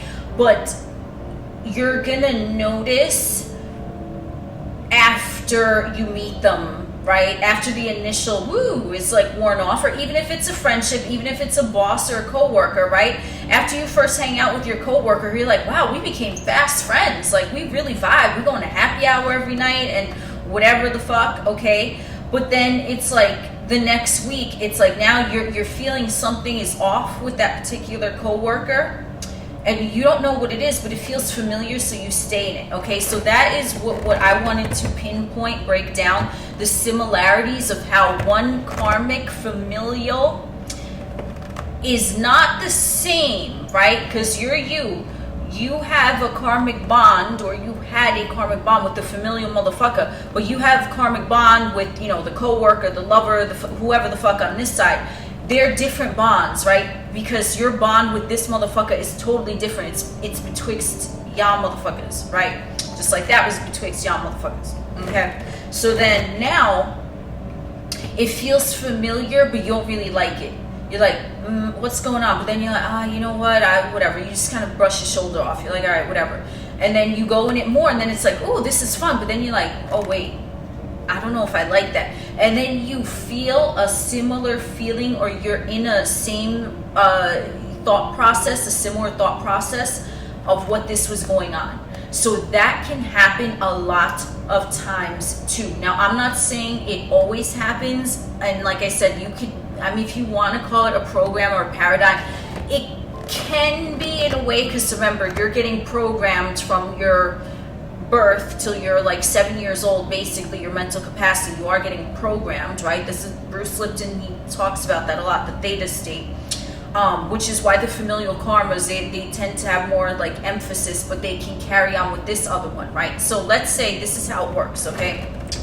You and whatever souls, you were chilling in whatever, the waiting room to go to fucking the Earth Matrix, right? So you and the familial soul, you're like, yo, you know what? I want to experience this. You know, you want to help me out? And then they're like, yeah, I want to experience this. Like, you want to help me out? So it's like that agreement, right? You say that with the familial motherfucker, that you're grown into that, okay? You, now on your other side, you have another soul, and you're like, you know what? I want to experience this with you. And they're like, okay, I want to experience that with you, right? Because with karmic, it's always an equal, even exchange. Every relationship is always equal, even exchange. Even if it seems imbalanced, there's always slack getting picked up, okay? So, because it's a relationship, and you know, it don't matter. Technically, it ain't really your business. Unless you're really close to someone and you decided that you want to have a conversation, that you guys are karmically linked, and then you want to talk about what they learned from you and you learned from them, by all means, do you, boo. But whatever it is, it ain't really your business, and quite frankly, you might not even care what the fuck they learned from you, right? Or even if, let's say, they were someone who they were only going to stay on the 3D plane, of consciousness, then they might not even realize what they learned from you until the next lifetime or the next, right? So it really, it don't matter what the fuck they learned from you, but trust to know that they are learning something from you, okay? Whether they realize it in this lifetime or not, they motherfucking is. So now you make a agreement with this person, the one that's gonna be your lover when you're 18, right? You're gonna meet them when you're 18, they can be your lover. You have this separate agreement. But the agreement, because your soul knows what you chose to learn in the familial arena, your soul knows that, right? So it's like, well, since I'm going to experience that at that age, the screen went dark. If I'm going to experience that at that age, I'm going to try to experience this after that, because this, what I'm going to experience when I'm 18, is going to be linked in a way to what I experienced there. So maybe like I can learn from this experience, but also take into consideration that experience. Like, do you get what I'm saying? I think I'm making sense. I'm making sense to me. You know what I'm saying? I don't know if I'm making sense to anyone else, but I think I is. Okay. So you have a separate agreement with this motherfucker now. You're like, okay, I want to experience this. And it might be, might be something totally different, but typically the karmics, and this is just something I've noticed, observing other motherfuckers, personal experience, just general challenging. General channeling, karmics are, they can be, they can be challenging, okay? But they typically will be linked in a way, okay? And I'm talking your relationship with other motherfuckers who are going to reside in a physical vessel. I'm not talking about your karmic bond with Saturn. It might be linked to, as I said, I stated that in the beginning, but the other motherfuckers, they tend to have like a theme, okay? It can be a theme, or some can be just, a repetitive pattern, but like I said, you'll recognize the karmic for the reasons that I stated in the beginning of the video. But it'll tend to have like a common theme, okay? So let's say the common theme was that, I don't know, let's just, you feel like no one listened to you when you were a child. You grew up into a situation where your karmic familial person, they always told you, shut up, be quiet, you talk too much, whatever it is, okay? It doesn't even have to be something like, physical abuse or whatever. I mean, that's emotional abuse if you're saying that to someone, by the way. But either which way, it's going to be different for everyone. So let's say they have this thing where they're told to be quiet, their feelings don't matter, their thoughts don't matter. They just grew up into that, okay? Now, because they wanted to learn how to speak up for themselves, right? Because that's what they chose. I want to learn how to speak up for myself. I want my throat chakra on fleek, motherfucker. Okay, that's what they want to learn. But to learn how to speak up for yourself, it's like, well, how do you speak up for yourself? If someone's telling you to shut up, you speak louder, you speak more clearly, you speak more concisely, you speak more boldly, you speak more confidently. How are you going to do that if a motherfucker is just letting you run the show? Like, do you see what I'm saying? Because you're speaking loud and concise, whatever. You don't really care about that. So if no one is talking back to you, you're not going to notice it, right? If that's not something you chose to learn. But if you chose to learn that you want to speak clearly and boldly and confidently, you could do that without a karmic, right? If that's not something you care about. But if that's something that you chose to particularly learn and perfect in this lifetime, then how you perfect it is a little bit of opposition, right? So they felt like no one ever heard their voice, when they were in that familial karmic situation, because their familial karmic always told them, shut the fuck up, your feelings mean shit. Okay, whatever. So now they know that they took that on as a soul. We're still in the soul's waiting room going to the fucking Earth Matrix, right? And so they're sitting there and they're like, okay, well, I know that I'm gonna, this is gonna teach me how to speak up, voice my opinions more, right? Because let's say they had an agreement with Saturn that they wanted to be a massive, great, famous public speaker. Let's just say, okay, we balls deep in this shit today. Okay, so they had an agreement with Saturn. This is my main purpose. I'm gonna be an amazing public speaker. Saturn says, okay, I got you, buddy, right? Boom. Okay. So what they want to do is that's what they want to learn. So the souls, because they're in the fucking waiting room. I don't know where I'm picturing this shit. I'm picturing in the, oh my God. You know what I picture in the fucking Beetlejuice when they're in the fucking waiting room and there's a shrunken head in there and that's what I'm picturing. Okay. I don't know only energetically, right? Because the soul doesn't have a vessel. Not yet. They're waiting for the vessel. They're waiting for the vessel to be ready to come out of the showroom so they can enter it. What is wrong with me? Nothing. I'm fucking fine. Anyway. So, they have an agreement with Saturn. I want to be the greatest public speaker the Earth Matrix ever did know. Okay, cool. So now they want the other souls, right, to come through. They're like, how you gonna help me with this? I'll help you with what you want to do, but you're gonna do something for me, right? It's like that's a karmic fucking agreement. So then now Beetlejuice's initials. Oh my God. You know what? Never mind. I don't know where my mind went. Holy shit. Okay. I really have to, I'm having too much fun. Okay, so they're in the fucking waiting room, okay? So now they're the souls are mingling, they're talking, are you incarnating on Earth during this time period? All right, yeah, me too. You want to link up? You want, I'll do something for you, you do something for me, you scratch my back, I'll scratch yours, whatever the fuck, okay? However it goes down over there. So the familial motherfucker is like, okay, yeah, so the familiar motherfucker agrees to help whoever it is, right? The seeker. And they're like, okay, so now they incarnate, blah blah blah, like, and then that familial is doing what they agreed to, right? They're telling the seeker, shut the fuck up, you don't mean anything, whatever. But the seeker wanted to perfect that, right? Because let's say someone could be an excellent public speaker and they could speak confidently, but if they don't have any agenda to perfect that area, to be known for that area, to leave a legacy in that area, it's not going to matter. So this is not saying that someone needs to go through a hardship in order to be confident in something. No, that's absolutely not what I'm saying. I'm saying that what someone wants to perfect requires a little bit of opposition. That's what I'm saying. That's all I'm saying.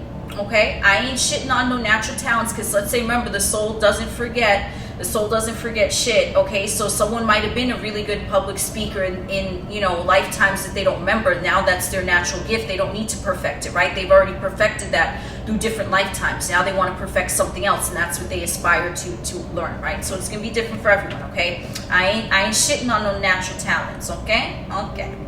So then now they're like, okay, I'll help you out with that. Now this individual, the motherfucker, the soul that they want to link up with when they're 18, who they think is their dream partner, whatever. I want to, you know, this is what I want to do. I want to be a great public speaker. How can you help me? They're like, okay, I'll help you like this, but you help me with what I'm going to do. Okay, cool. So now they meet this partner. Now we left the waiting room to the 3D Earth Matrix. I'm like a fucking wild card here. Okay, so they left the waiting room to the 3D Earth Matrix, and now, you know, they experienced the familial shit. Okay, now they're 18, and they're in that relationship with that other karmic who also agreed to help them speak up. So now, and this is a point, I told you, we meander around her, but we get to the point when it behooves us, okay? But I needed that little backstory to clarify my point. So now there are remnants of that familial shut the fuck up concept, right? Like no one hears XYZ's voice because they were always told shut the fuck up. There will be remnants in the relationship now. It's going to be familiar in their relationship when they're 18 years old of, like, you know, now their significant other is gonna be like, shut the fuck up, like, yeah, you don't matter, like, oh, I want to watch a movie. Oh, you do? Which one? Just kidding, I don't care, we gonna watch what I want to watch. You know what I mean? They're gonna be like that. But so it's like a whirlwind. Like, yeah, it started off like hot and heavy and, you know, chilly willy, you know what I'm saying? But now it's what's, you know, I had a thought. If you're thinking what I'm thinking, anyway, so now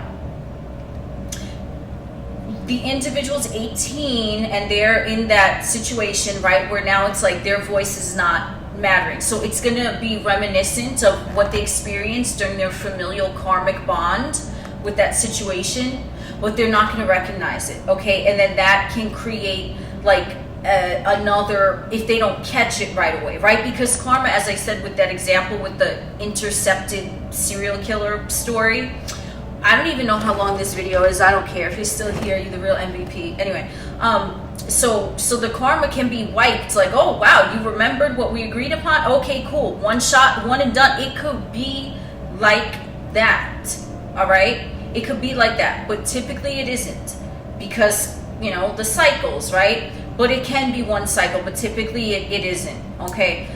Because the reason why it isn't is because now, even though that same seeker had like a similar vibe agreement going on with this motherfucker and that motherfucker, they're not going to necessarily remember that right away. Or they might, but they just might not. They'll be like, wait a second, this is familiar, but what the fuck? It's like you're looking at one of those, oh my god, I was looking at one of these I fuck pictures. I don't know what the fuck. It's like, I called it, I just made that up right now, by the way. It's like an I fuck picture where you look at it and it's like, it looks like something, but it's really, there's something else hidden in the picture. And I didn't have to. Someone offered to show me what that picture was, because I didn't see it. I was like, I only see this. And they're like, no, there's this. And I'm like, how? And like, they had to draw it for me because I didn't see that shit. Okay. Either which way. So it's like one of those I fuck pictures where you're looking at it and it's like an optical illusion. Oh yeah. And so it's like a, you know, it's like a karmic illusion, because you're like, wait a second, there's something here. I know there's something else in here, but I can't quite place my finger upon it right now. So then what happens, the karma's like, okay, no problem, but the agreement, because that agreement, that's a soul agreement. I mean, ain't no earthly bullshit here. You know what I'm saying? Like a 3D contract on a piece of paper ain't got shit on a soul contract, homie homes. I'll tell you right the fuck now. So they're with the 18-year-old, whoever, you know, now they're 18, they're in a relationship with this other motherfucker who's not the familiar. There's something familiar there. It's like the fucking picture. They're like, wait, this is what it seems to be, but it's not, because there's something more here, but I don't know what it is, right? So now this motherfucker is trying to show you, even though they subconsciously might not even know what the fuck is going on either, right? And then it's like the individual's getting angry because they know that there's something there that they're supposed to see, but like the I fuck illusion picture, they're like, wait, what? Like, do I need to turn it upside down? Do I need to look at it from the side? What needs to happen here for me to see it? Because this is going on subconsciously, not consciously, right? And then, you know, they might break up with that individual because they wouldn't watch the movie that they want to watch because, oh, your opinion doesn't matter, remember? Because that's the theme of the karma, right? So there can also be other themes. I just wanted to get into that explanation just so you can see how it's conveyed to me, how karma works, okay? That's why I gave those elaborate, eccentric examples. So you will notice a common theme, okay? I'm not going to get into all other types of examples, but, you know, typically, like, it also could work out, you know, with a coworker karmic, you know, or a boss or whatever, right? Like, you know, your coworker steals your idea because, remember, what you have to say doesn't matter, right? So it'll be even though it's different, and this could all be going on. The coworker could steal this motherfucker's idea when they were 18 years old. Their significant other didn't want to watch the movie they wanted to watch, and then now they meet a friend who always talks over them in a group setting, never listens to them, never lets them finishing their sentence, right? It's different, right? That's how the karmic is, because remember, each individual karmic bond is a different soul contract, right? They're all different, but they have the same root.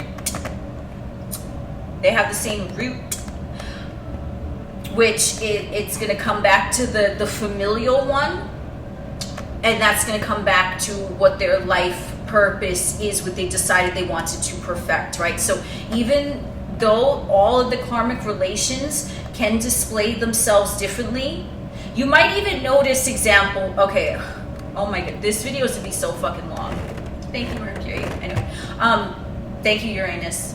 Yes, because, you know, he be helping out the channeling too. So all of the karmics are going to be different, but it's going to have a similar theme that you will be able to notice, but you might not see it right away, like I said with that I fuck picture, okay? And so when you become aware of, you know, let's say there's a karmic individual and the situation got really toxic and shitty, and you decide, let's say you want to truncate, oh yeah, I went there, you want to truncate that motherfucker's existence in your experience, okay? You just want to cut that shit short, okay? Sure, you go ahead and do that, okay? This is not excusing toxic behavior. If you're, you know, if you're really being abused physically, mentally, emotionally, you really ought to leave, okay? It might be a karmic thing. Remember, we're not excusing karmic relationships here, okay? And I'm not saying that all toxic behavior is karmic. this is strictly in the realm of karmic, okay? But let's say it's just passive aggressive. It's not overly serious, but you don't like it and it's a karmic, okay? You truncate that shit. And then what's gonna happen? Homie Holmes, guess what? Another karmic motherfucker is gonna step in to fill their place. Yes, they will. They gonna step on in, step right up, step right up. Okay, well, I see that didn't open your eyes, so maybe I will, right? Like, it's gonna be like that, okay? And it's gonna be, you're gonna notice a specific pattern, right? So let's say you know, by the time you're 25, you and your 18-year-old self, like, you've moved on from that relationship, that part, whatever, you didn't like it, okay, you're done. Now you're 25, okay? So let's say you get into another relationship. This is another karmic, right? And it doesn't, you know, not all relationships are karmic, but I'm saying, like, if you cut something off prematurely, truncate, then, you know, before it's played out, someone else is going to step in, right? So you do have another soul bond, right? When you were in that waiting room to go to the fucking 3D Earth Matrix, you're like, well, but you know what, right?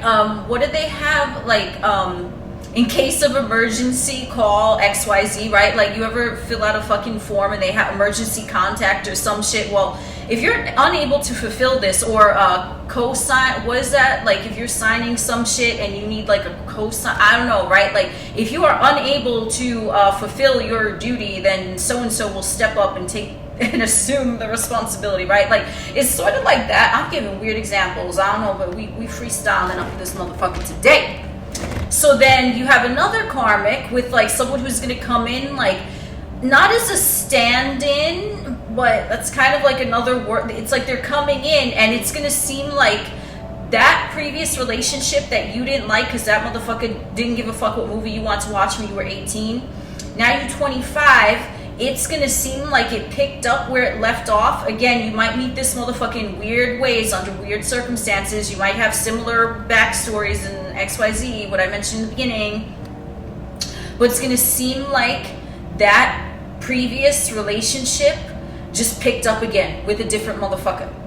And this motherfucker is trying to open your eyes too because of whatever, but you might not realize with that motherfucker, right? And again, like, you might have the karmic cycles, they might be explosive, blah, blah, blah, but that's really what they're trying to do. And it just depends how quickly you awaken to what that experience is, okay? So let's say now you surpass whatever, you not 18, you not 25, like you whatever, right?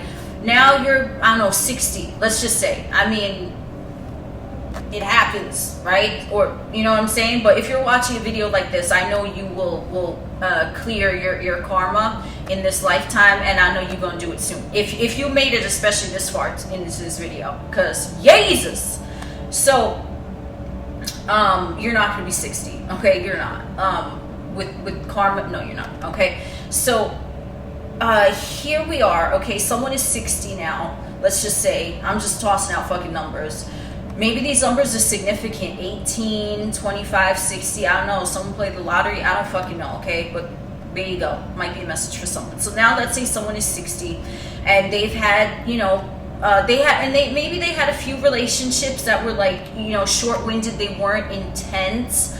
They could have been toxic. They might or might not have been, but they weren't a karmic for the reasons that I explained how you can tell a karmic in the beginning. They were just a regular, or maybe they're just like a funsy onesie, you know what I'm saying? And, you know, nothing crazy happened, and they were, you know, they were good.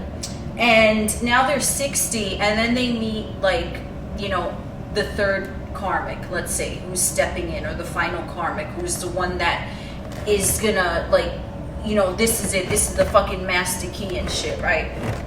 So this is the master key. I just got a really good hashtag in my mind. Oh my god. Okay, so now they meet this motherfucker when they're 60, right? And like they, you know, it kind of like, because I'm explaining this because there can be a gap in like meeting karmic partners. It might not be consecutive, right? You might have a karmic relationship, then immediately another karmic relationship, and then, you know, there might be some randos in there, you know, or you might have a soulmate relationship where you get along and you remain really good friends or whatever. You know, everyone is different, okay? Because soulmates and karmic, they're totally different ballgame, homie. Also could be any type of, you know, bond. Could even be a pet or something of that nature, but I don't want to digress. So now Homie Holmes is 60 years old and they meet the karmic that is going to release them from that karma. Whatever is going to happen, however it has to play out, it's going to be different for everyone. Now this final karmic individual is going to open their eyes. However it is, they might even say something simply, right? Like the 60-year-old now is, let's say, because now they really have that concept of like no one wants to hear them speak and be in you know, it's ingrained in their psyche, right? Now it's like this other person who they meet, whether it's like a lover or a co-worker, a boss, a friend, now they just, I don't know, they say something, right? And then the other person, they don't even mean to cut them off. Let's say they're on the phone and then they get another call while the karmic, you know, the 60-year-old karmic is talking.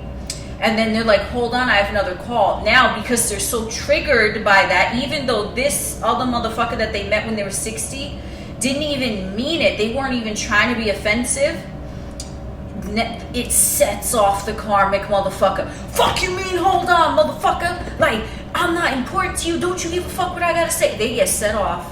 Set it off. Isn't that's like a movie or some shit? I think I saw that. Was it on YouTube? It was advertised to me the other day. I don't know why. Maybe someone needs to watch that. I don't know. I've never seen it. Let me know how it is. But either which way, they're set off, okay? They lit on fire right now. And that motherfucker said, I have another phone call. It's like my work so-and-so, whatever. I need to take this. Can you hold on a second? Didn't even hang up. Just like, hold on. And then they address the karmic individual. They're like, are you okay? And then, you know, because they're both karmic, but this is the master key coming through, right? You know, he like the fucking locksmith and shit.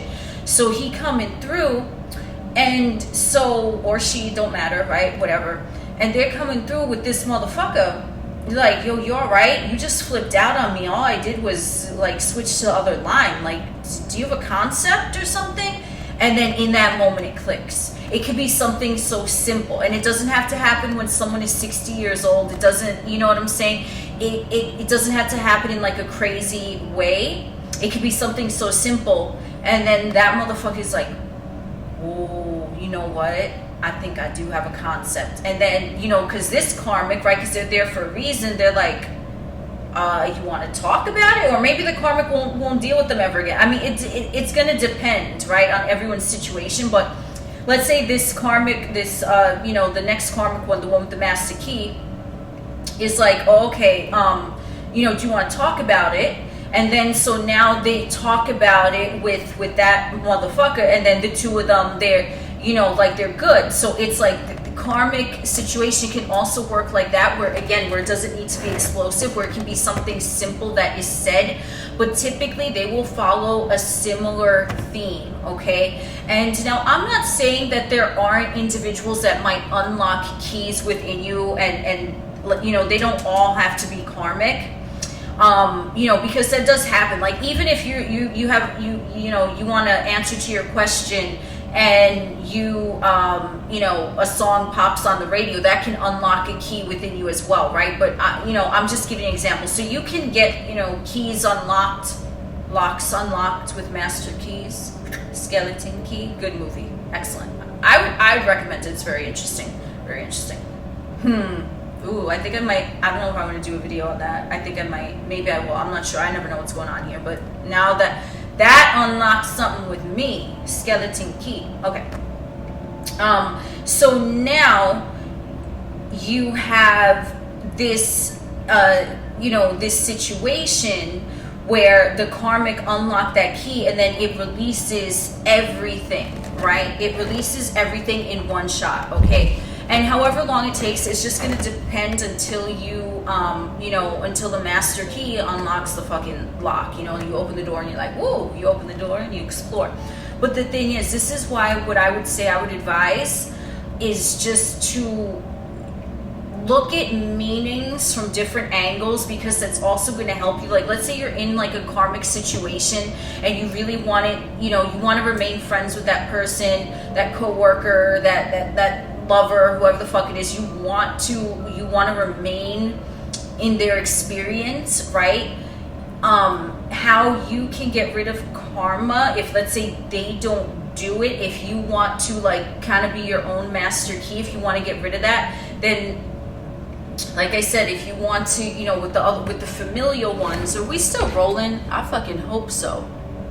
Holy shit. Wow. Okay, well, I don't know. Maybe listen to this while you're like driving or cleaning or I don't know, okay? But it's just, I don't know, I feel guided that I need to make this video, so here we are. Because it's going to help someone, okay? So you can clear it yourself, right? Like, let's say you want to speed things along and you want to clear things yourself and you want to be the master key, right?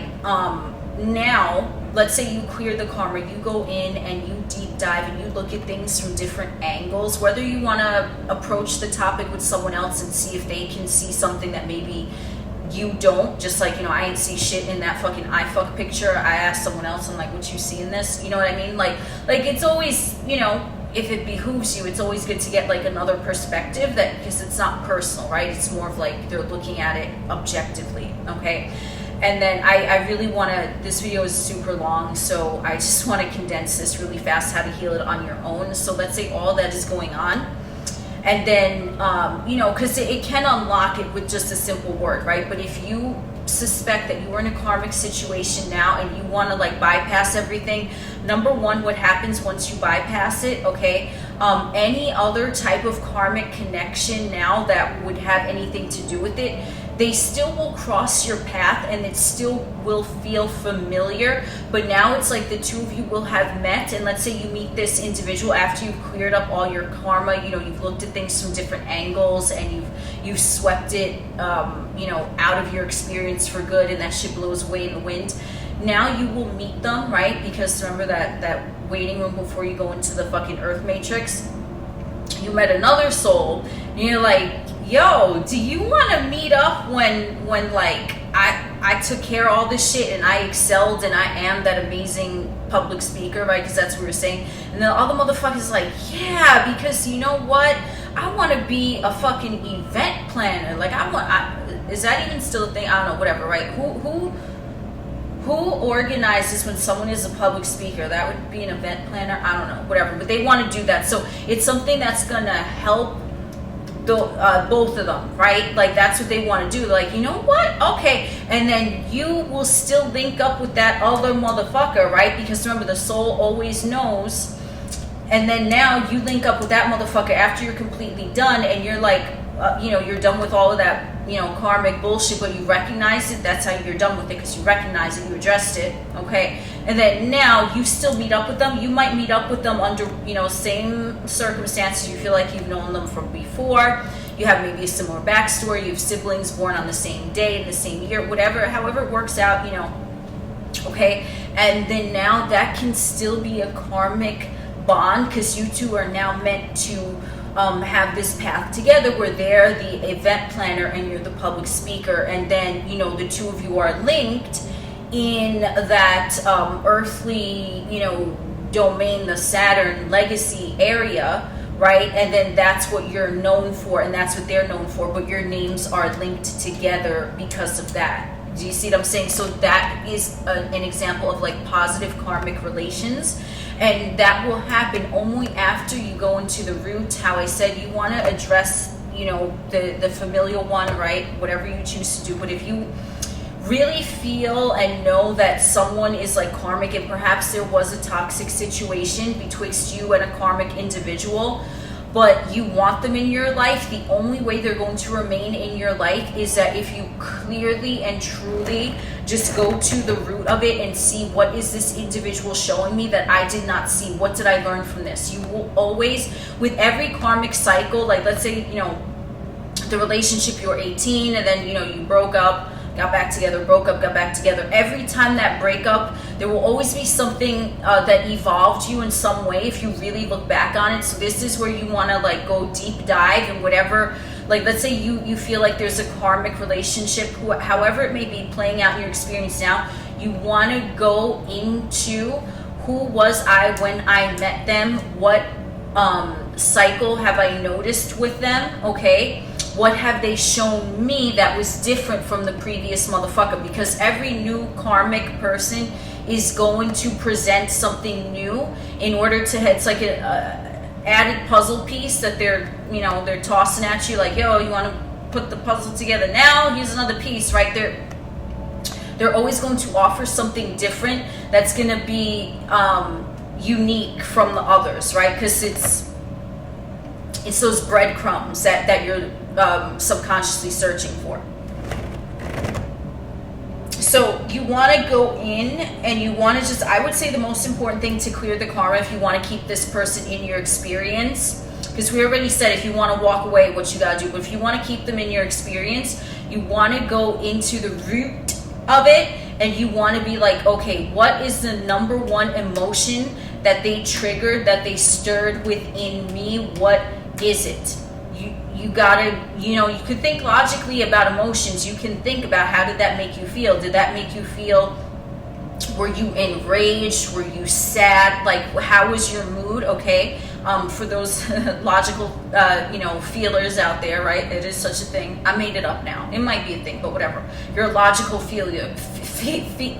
You're a logical feeler. You like to analyze how you feel from an objective, logical point of view, even though it might not be too objective because, you know, it's you, but still, you like to just look at it from that perspective. Remember, because thought guides the feeling. So you look at it.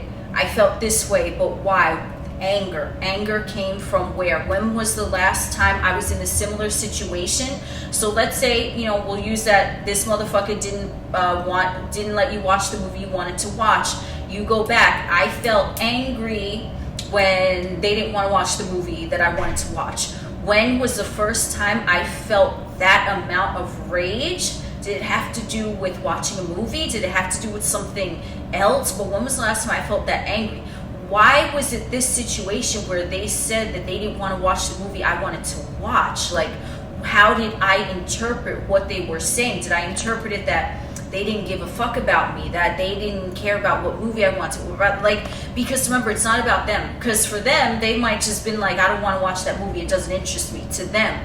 But they were meant to say that nonchalantly to trigger that within you. So you want to be the one to look at that deeply, because remember, you're the one that responded, reacted differently and deeply than what they perhaps meant it, right? Remember I said the trigger, someone said, hold on, I have another phone call, motherfucker flew off the handle, yeah. You know, because it could have been something innocent, and you took it the way you took it because of you, not because of them.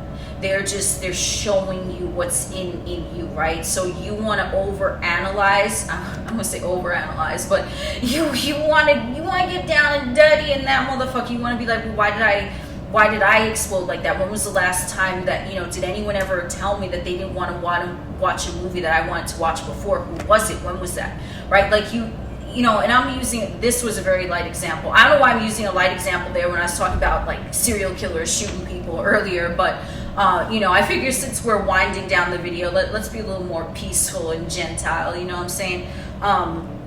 So yeah, I think we're gonna like leave it here, because you know, if you want to keep them in your experience, you want to analyze before you even deal with them again, right? Because you want to make sure that shit is totally clear. So if you want to do the same thing with the familials, you write motherfucker a letter, you punch a punching bag, whatever, you know, don't do anything physically to them, you know what I'm saying? Like, I mean, I wouldn't advise that, okay?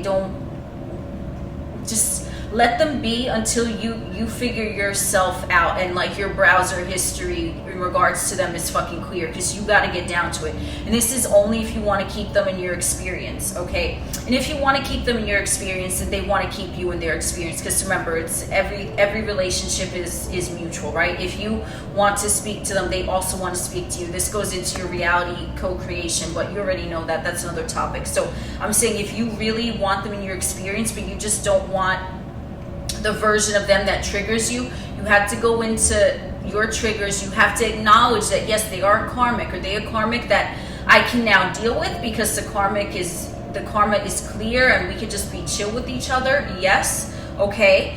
But you have to go in and really analyze, like, where did it start from? And a lot of times it can be from something that was like, you know, from a pattern that you picked up when you grew up with, like, you know, that familial, since you were born, you were just born into that motherfucker was always there, and then whatever, okay? So yeah, you can definitely heal that. But you have to understand that if you want to keep them your experience as, no more karma, you are no longer the person bound by that karmic bond anymore once you release it and address it for what it was. You see, you are a brand new motherfucker. You're not even the same motherfucker. And because you're not the same, they're not going to be the same. So you're going to be two different individuals. And then, intuitively you could know if you want to reach out to them, or if you want to, they're going to reach out to you anyway. However it's, like I said, it's different for everyone, and it doesn't have to be, a relationship. It could be a friendship too, it could be a whole bunch of different things. Also, if you want to, keep in contact with that familial karma person, right? Because now you're cleared and you want them in your life, you would just simply do the same process, right? And if, let's say, the root cause was them, you're going to go in and you're going to do that same thing. You're going to say, thank you for showing me what I did not know at that point was going to turn out to be my greatest gift, my greatest blessing, because I chose that. And I promise you, if you look at karmic situations, there is going to be something in there noticeable to you that you see that, yes, you know what, I do want to perfect that area. I can see why all of this played out, because that's also the karmic cycle, right? It's time over time. That's why they say time heals. I grinned like a fucking maniac. Holy shit. Lord Saturn, time heals all wounds, right? That cliche fucking saying. That's why they say that. Time, Father, time, Saturn, okay? Time. As the time progresses, you recognize the karmic cycle for what it is. Time heals all wounds. You're like, oh, okay.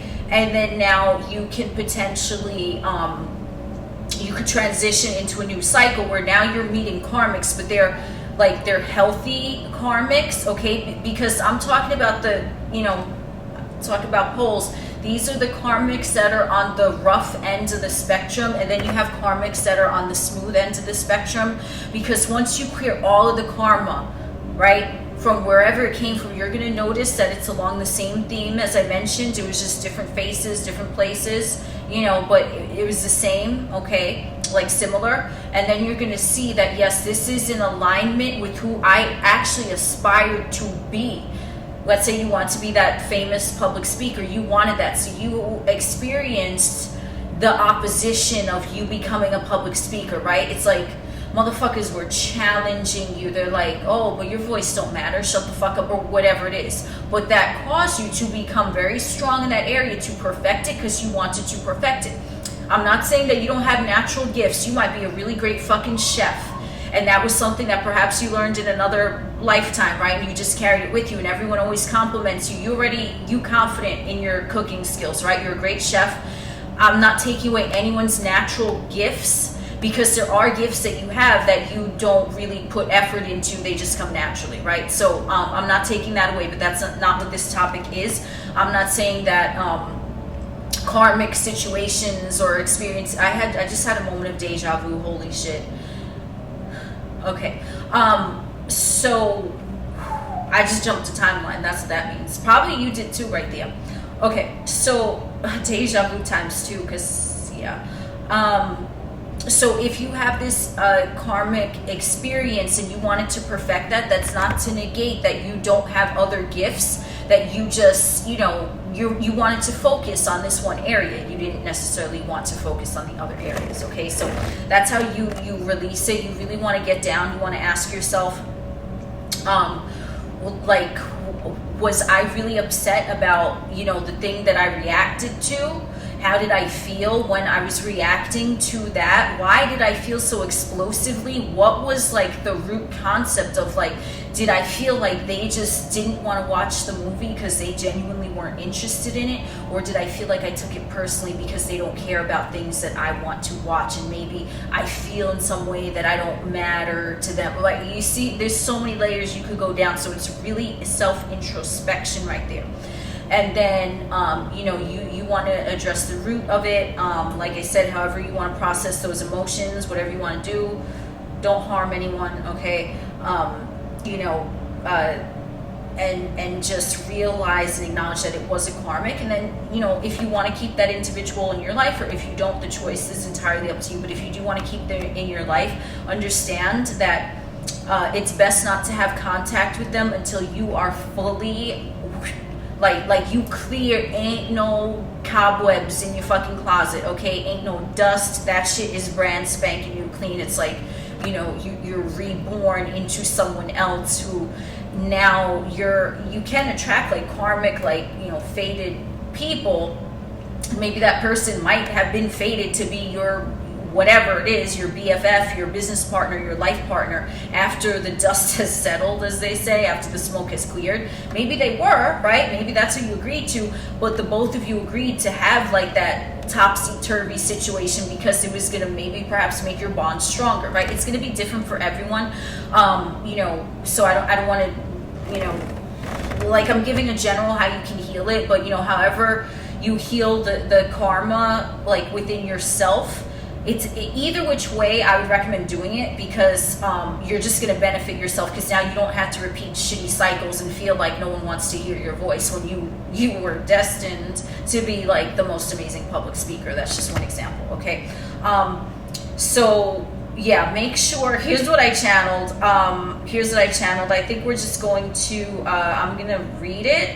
I hope it makes sense because I did it with my voice notes, but we're going to close off on this positive note here. I need some water and I need some food. Okay. After you've completed that cycle, you perhaps might be drawn again to this individual and they to you. But the difference is that you know that you have changed and you know that they have changed. If the two of you can move forward in contact and communication after the juncture point of change has occurred, that is how you know you can move forward, because the energy will feel different. It will feel literally like a breath of fresh air. It's like they won't even approach you, nor you approach them in the same manner as was before. Okay, damn, I be channeling some deep shit. Goodness. Okay, they're not the same persona. Physically, they might look the same. Physically, you might look the same, or you may not, but regardless, you know what I mean. Physically, they might look the same, but you will not even recognize them by the way they show up. They're gonna show up totally different, and you're gonna show up totally different. That's how you know the karma is cleared. And if you want to keep that motherfucker in your life, they gonna be a whole different motherfucker. That's the only way I know how to describe it, okay? They are an entirely new being, because if you've cleared your karma, all the karma within yourself, as well as your karma within them, which would umbrella term, just all the karma within yourself would include their situation with you.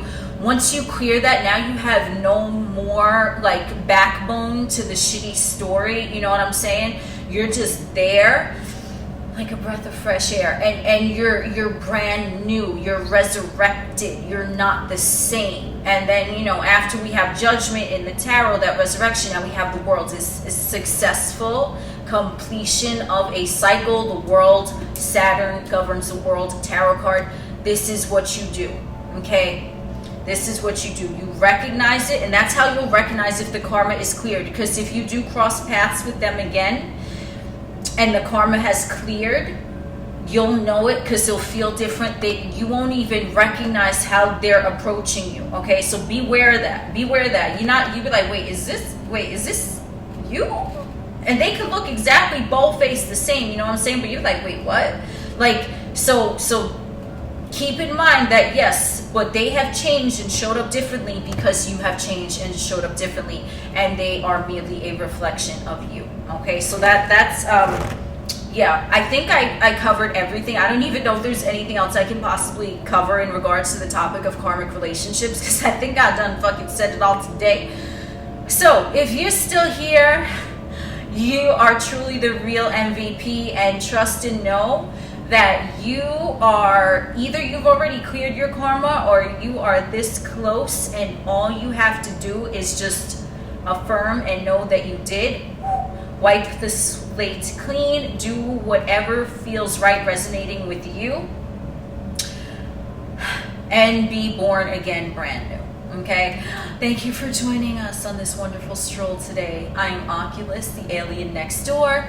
We will chit chat again soon.